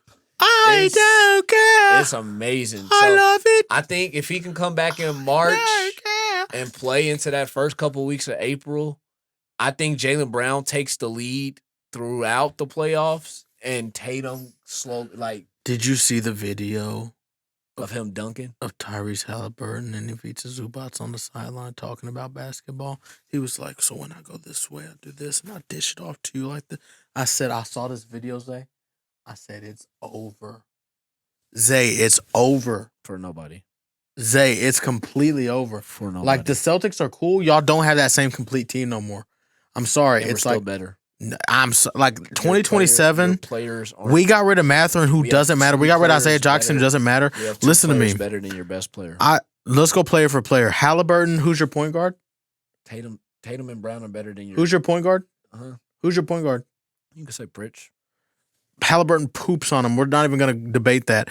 Derek White and Andrew Nembhard. Andrew Nembhard. Derek White's better. Andrew Nembhard wives Derek White. Derek White is not better than Andrew Nembhard. He's a better Aaron defender, Nesmith. Still a better Aaron Nesmith or Jaylen Brown. Smokes him. Dunk. Takes a duke on him. First team All NBA Jalen Brown. I don't know. They're like Get the it same right. player to me. Yeah, whatever. Jason Tatum, Dukes on Jason it. Tatum, or Dukes Pascal Siakam. Dukes. Give me Spicy P. Dukes. Give me Spicy Dukes on P him. every time. Yeah, give Like him Spicy P is the You most remember, underrated player. I remember what he did the year before in that playoff series. Tatum was duking on him. Behind the back too if I could hide behind that great. If I could hide behind that roster. If I could hide behind that. If I could hide behind that Hallie injury. If I could hide behind that Hallie injury, I'd do the same thing. What about when he was in Toronto? If I could hide behind that Hallie injury. If I could hide behind that Hallie injury. If I could hide behind that Hallie injury. If I could hide behind that. When he couldn't hide in Toronto? Who did he have? Tatum gave him the business. Who did he have? Fred VanVleet? Oh yeah, Fred VanVleet. Whoa, that's Jaylen Brown, right? Huh? That's the same as Jaylen Brown? Fred VanVleet Chasing was an Tatum. all-star. He was an all-star, right? Let's have the Tatum He was an talk. all-star, right? Let's have the Tatum talk. He was an all-star, Let's right? have the Tatum talk. Because Tatum has been able to hide behind a great team his entire career. Yeah. Hallie has not had that I guess you premium. can say that same thing about Magic Johnson. Pascal Siakam has not had that premium. Yeesh, I guess. I mean, his entire career. He played with a better player. His than Jason Tatum's entire ever played. career. It's like, it's unbelievable. He's played with a better player than Jason Tatum. One ever has. season. It doesn't matter. And he won a chip. Yeah. Jason Tatum won a chip with a lesser player. With a better team. Is it? Yes. That As an 20 overall team.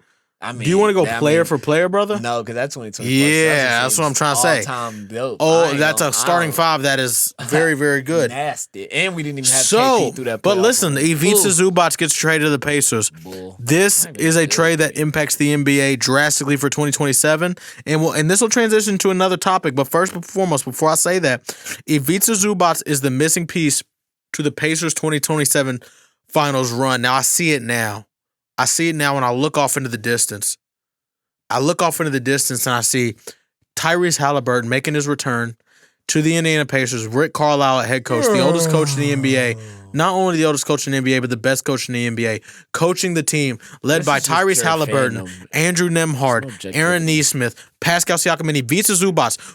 Ivica Zubac, he's not like Miles Turner. He's not gonna be able to step out on a pick and pop. But on a soft roll, on a hard roll. On a hard roll, Ivica Zubac is gonna be something Hallie has never had in his life. To be able to dish it off to a paint presence like that. Not only that, but he's second team all defense last year. This is exactly what we needed to win the NBA Finals next year. Not to mention our bench still has TJ McConnell, Obi Toppin, Jay Huff, who leads the league in blocks right now. We don't have to talk about that off the bench. More blocks per minute than a guy like Victor Wembanyama has. Now, but better than that, when we traded this trade we had with the Clippers, this transitions us into another topic.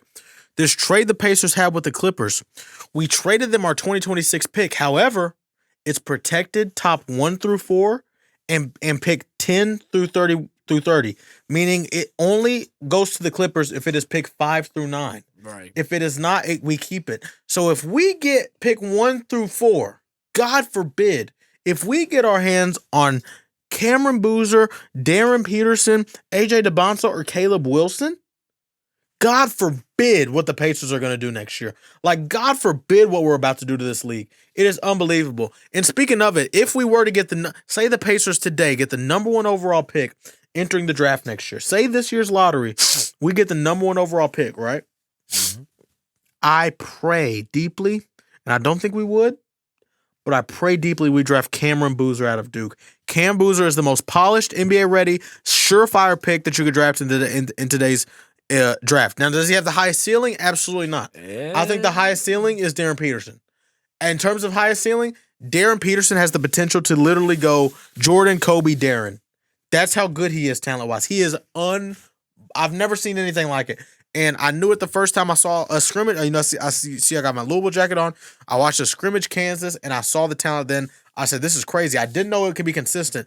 Every night he plays, it is like, what am I even watching? It's unbelievable. Now, let me tell you what AJ DeBansa is. AJ DeBansa. Nah. I'm going to tell you what AJ DeBansa is. No, but let me finish before you say this. He is the next in a long line of Andrew Wiggins, RJ Barrett's. Oh, God. He's the next in a long line of super athletic small forwards that get to the NBA, and because they can't lean on that athleticism no more, they're nothing special. They get a couple highlight dunks a game, but he averages 17 for a career. That's AJ DeBansa. I did deep. I was really, really happy when Cam threw this topic in our suggestions because, and like today, because he threw it in there, I I was thinking about it, and I thought on it a little more, and I watched tape on all three of the fellas today.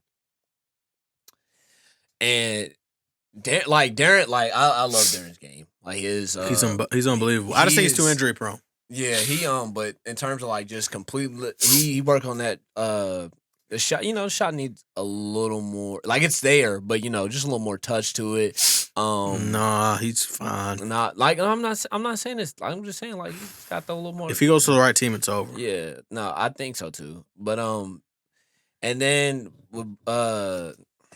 what's his name? With Cam, he is like he's gonna walk into the NBA and be the most ready. He'll be the best off rip. That's why we need him. No, but that's why we need him because we're ready to win a championship right now. He doesn't have the highest ceiling, which again will only take you so far. He'll become skilled. He'll be Şengün. He'll be better, obviously. Like I think he'll be. I mean, even if he's just Şengün level, that's fine. That's a great career. But he's a better shooter, obviously. Yeah. Şengün doesn't have the outside shot, which is why I think he can be better than Şengün. What do you see in AJ Debinsa? I was just watching more and more of his game. I think you do not lean into his athleticism. He leans into it a lot, especially when he drives. He's a driving finisher. Like he goes through contact a lot when he drives. But his mid-range game is lethal. His turnaround game, like he plays with his back to the basket. It gives me, and I don't think he's going to be this person. It gives me Shea vibes. Because you said he's a forward. I think he's going to be 6'9", but he plays more guard to me. He plays more shooting guard to me. But let's say he's a small forward and he's more Jaylen Brown hybrid. Like Jaylen Brown's been playing this year. He is deadly in the mid range. Yeah, and the shot is and he's so in his athletic peak on defense. Way other than Darren. Peak on defense, way better than Cam, and yeah, Cam is a good defender, really good defender. He's a good defender. He's not AJ Debinsa. They're more laterally. They're better laterally. When I see AJ Debinsa, if he were to somehow reach his ceiling, which I think is very unlikely, players like him do not reach their ceiling often. But if he were to, I see a lot of T-Mac in his game. I see a lot of T-Mac. Yeah. Tall guard. He can definitely hit the midi. He's very athletic. That's what I see in this game. However, like I said, it's very rare you see a player like him reach his potential. And it's because they learn to lean on their athleticism so much that you don't see that same hunger from them when they get to the league. And a lot of it is because they've learned to lean on the athleticism. Like I believe I don't think so, though. Out of the four, Debinsa, if I had to guess, Debinsa's going to have the worst NBA career. I think Caleb Wilson of North Carolina is going to have a better NBA career than him. Would you have said that about Ant coming into the league? That he was going to lean on his athleticism, not developed? Absolutely not. I didn't see what was coming from Ant at all, even in college. I didn't see it whatsoever. But he developed skill wise. That's what I'm saying. AJ Debinsa is already refined skill wise, but I'm not tripping on it. Like there's nothing I watch from AJ Debinsa and I'm like, this is going to be the exact same in the NBA. I don't see it. And here's the crazy part. I was a Debinsa believer. Yeah. Entering college, I was like, Debinsa's the one. He's going to be the one. But since he's gotten to college, I've watched him and I'm like, this is all great. This is all cool. But like, there's something about it. It just, when I watch Cam Boozer, I'm like, this guy makes the right play every time. Yeah. This guy, Debinsa will shoot 6 for 25 in a game. And then we'll see his stat line and be like, oh, great game. He had 20 points. But he does that. No, hold on. But hey, hold on. I looked at the stats before I came up here. Him and Boozer's percentage shooting, extremely similar. He shoots a percentage less than Boozer from the 3, and I like percentage or 2. They're in the same. They both shoot over 53% from the field. Yeah. It's not the same. You gotta watch a game. You gotta watch the way they're scoring and the way it translates. It's a reason you say Boozer's the most NBA ready because Debinsa's going to have to add to his game in the NBA. Yes. Cam Boozer can come in the way he is right now, and he's going to. Cam Boozer can come into the NBA right now today and average 20 and 10. Yeah, but I also think he's not his ceiling. Like you just said, his ceiling. He's gonna come in the NBA and be. I wouldn't draft on ceiling. But I'm saying he's not gonna this come generation. in the NBA and be about as good as he is early he's not going to get much better. That's why I say though, because That's say I'm the Sacramento Kings and I have the first overall pick. I'm probably drafting Peterson just because to me, if we're talking potential, sure. he has the most potential. But if I'm the Indiana Pacers, I might go it's either Peterson or DeBanson, whichever one you want to pick. If I'm the Indiana Pacers drafting first, I'm not drafting somebody who I feel like is going to have to take time to reach their potential. I'm drafting the most surefire, ready to play player right now to help me win a championship, period. The same as if somehow the Clippers, which they didn't because Harden played so well in the last few months, but if the Clippers would have had a top 5 pick and OKC would have ended up with the first overall pick somehow, OKC should go a Boozer because it depends on what you need. But I'm not going. But they would trade it. They would trade it. They wouldn't keep that pick. OKC? Yeah, I don't see why they wouldn't.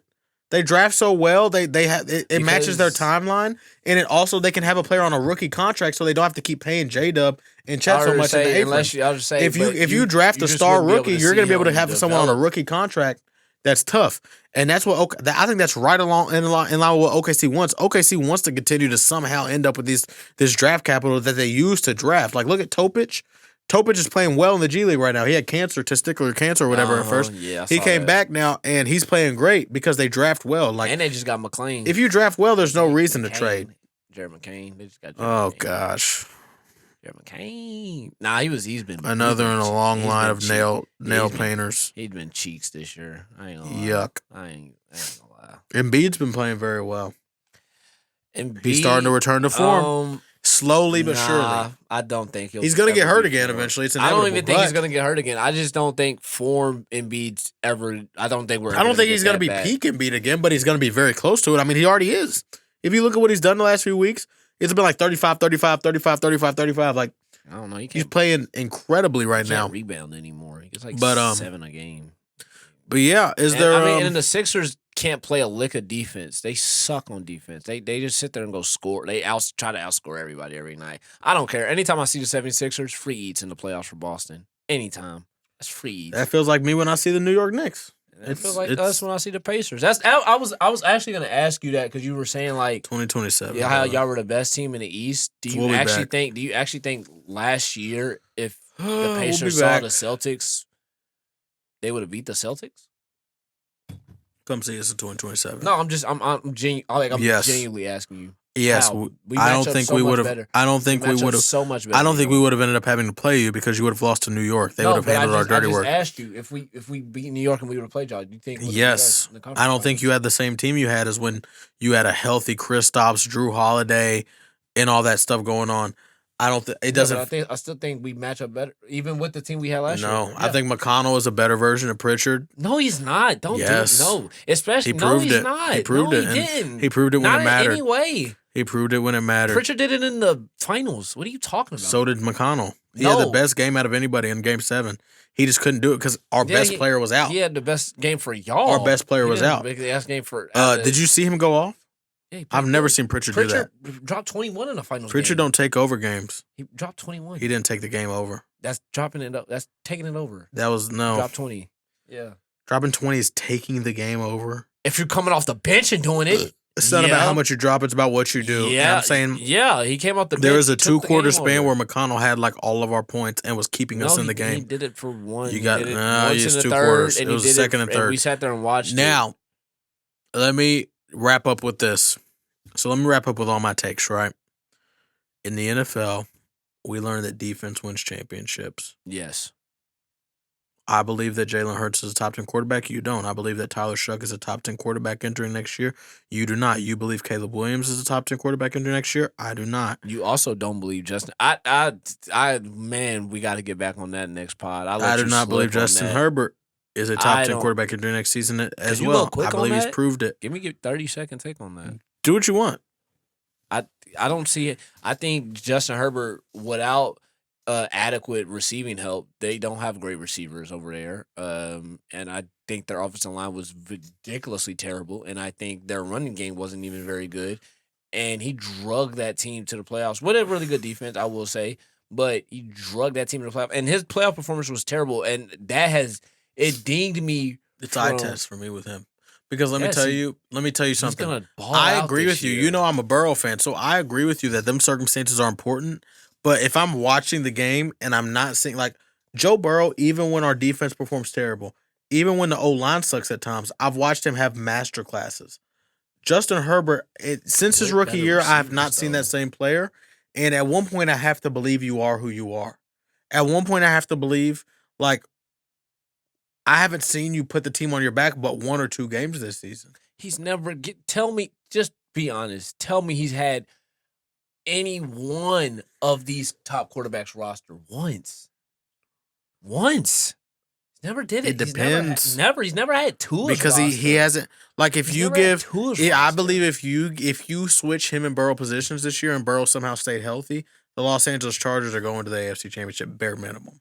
There's no. You give Joe Burrow a defense, he's never failed. Even without Chase. Dude, even in the 6 games you Chase can't missed say that year, we went 4-2 and he was the best quarterback in the league in you the 6 also had games. Higgins. You had Higgins. Yeah, and They Higgins don't have a Higgins. and Higgins had multiple games where he only had 2 catches in that. Okay, but they don't have and Burrow would make the best out of like Higgins. would make the best out of Irv Smith Jr. or make the best out of freaking bums. He's throwing it in Quentin Johnson's hands, and the dude drops the ball, and it gets picked It's off. not as soft as you would think. Look up Quentin Johnson. It is. Look up Quentin Johnson's drops. It's not every play. It's not every game. play, but I'm sitting there. I sit there and watch Justin I've seen Herbert it. No, I've games, seen dude. it. He's not that good. Lad McConkey can't separate. I'm Keenan just not Allen, putting him in my top 10. I think old he's right out of as it with Dak. Like I said, he's right out of it with Dak and Bake. He's a great quarterback. I respect that you haven't. He's Dak a really in good it over quarterback, but Jalen Hurts but he's not. or Jaden Daniels. I almost wanted to do. I almost Jaden put Daniels in there too. I But did, but there's a lot of good quarterbacks. He in the wasn't league right really now. that good when he was playing, but I don't blame that on him. And let me tell you too, before we wrap up the NFL, who I have not given up on, Cameron Ward. Why would you give up on him? His team was dirt. I agree, but I saw some games this year where I said that guy right there, he's gonna be a player. Nah, Just wait till he gets a you team know around him. I That's really- gonna be a player. You know who I really haven't given up on? But it's gonna be like a Sam Darnold situation. Don't say anyone stupid. No, it's gonna be a Sam Darnold thing. Who? Anthony Richardson. Y'all know it. Hey, bruh. Maybe it's something I can't give up because I saw it live. The play where he slipped and threw the best pass I ever seen in my life live in history off his back foot. Justin Fields is better than Anthony Richardson. I love Justin Fields too, but after this year, I don't think he can be reclaimed. Maybe if he's not on the Jets, maybe if he gets the right coach, maybe he can go to San Francisco 1 year and beat out Purdy. I don't know. That's the best tasting lemonade I've ever tasted in my life. Justin Fields this year made me upset how bad he was with the Jets, man. Like, 'cause he At was the beginning of somebody the year, he was actually good. that first game against the Steelers, I was like, dude, he's gonna do it. He's gonna be great with the Jets. But the Jets are the Jets, and Yeah, and only one player could take them out of that. it's But anyways, Lamar Jackson. So They should have asked for that. and so that's our conclusion with the NFL. With the NBA, my conclusion is Giannis should not request for a trade. I actually have morals, believe it or not. That's just my take. I believe that if your organization gives you everything you ask for to the best of their ability, you should take up on their loyalty. And Giannis has done that. I believe he will continue to do that. Don't win rings. I believe that the Indiana Pacers are winning the finals in 2027. I believe this year, we didn't say this, but I believe it'll be OKC and Cleveland in the finals, and I believe that OKC will come out on top once again. I actually would not be shocked if San Antonio does it, though. Yeah, that's what I was gonna go. I would not be shocked whatsoever if San Antonio we're does it. San Antonio, Cleveland.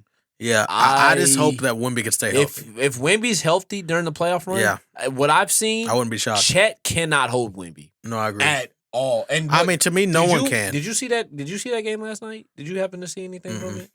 Well, are you talking about the Lakers game? Oh my god! Yeah, when he was playing against the Lakers. He dropped like 21 in the first quarter. Dude, he literally. Yeah. I've never seen a player literally just say, "I'm not." It was so miraculous to see a player literally say, "You know what? I'm not gonna let this be a game. We're not gonna sit here and kid Y'all around. can go home already. Y'all can go home. Y'all can put the bench in. Bronny, come in, come get your minutes. I'm going to end this game right now." To me, the best play Wemby had this year was when Draymond was talking crap. Oh my god! And he turned around and dunked on him. And looked at that was classic. But in wrapping up, though, that's how I feel about the NBA this year. I believe Wemby has taken over as the best player in basketball. In my opinion, I might be too early to some on that, but to me, it's like when you see it, you see it.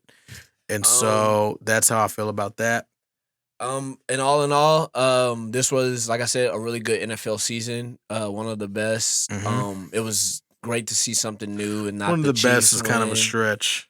I think so, bro. I think No, I can't say it's the best when I see Jarrett Stidham, Drake May, Sam that Darnold. I will say I didn't say and the playoffs. whoever I else didn't in say the- the playoff. I said the Yeah. season as a whole. I thought this was one of the funnest NFL seasons, and we got to see a lot. We got to learn a lot. I didn't get to touch on it, but the Ravens Jesse Minter hire, I really love the hire. I really love the OC hire as well, and back AFC returning AFC champions next year, returning 1 seed next Yeah. year. And we'll go And in depth on all Lamar- coaching hires next episode. Yes, we absolutely will. We'll definitely for sure. And in my NBA, my take is, sometimes a marriage runs its course, and Giannis and the Bucks have nothing to be ashamed from. They have 13 years of greatness, but of overachievement, but it's ran its course, and he's too great of a player to wash away the rest of his years in Milwaukee. I don't believe in And- divorce unless someone cheats. Giannis cheated; they just forgave him for it. He cheated when they asked for Exactly. So Dame. he should stay loyal to them too. But now it's just he cheated and they couldn't come back from it. He ruined Yeah. He ruined the marriage. He ruined it. And in the college realm, I believe Cignetti has surpassed Saban. He does not, and I believe Dude, that was the worst take he had this pod. I believe Boozer Damn. is the best college prospect entering the Still NBA draft, AJ. and not AJ Banza. It's But it's been a great episode of Play by Play. That's episode 2. And we will come at y'all soon with more. A lot more to come. We are not done. This won't be the only episode this year like the last one was for last year. Oh no, we coming back soon, right? Yeah, we'll be back around. Oh, Can't we give coming you a back date, but we'll be back around. Oh, we be back. You better turn on the notification bell. Absolutely. Subscribe to us. Follow us on our socials, which will be in the description below. And we thank you so much. Comment down below your reaction to some of these takes. If you made it this far in the video, if you did, we thank you so deeply. Absolutely. And we will respond to the comments as well. Thank you guys so much. This is Cam. That is Zay, and we are out. See you later. Play by play, baby. Deuces.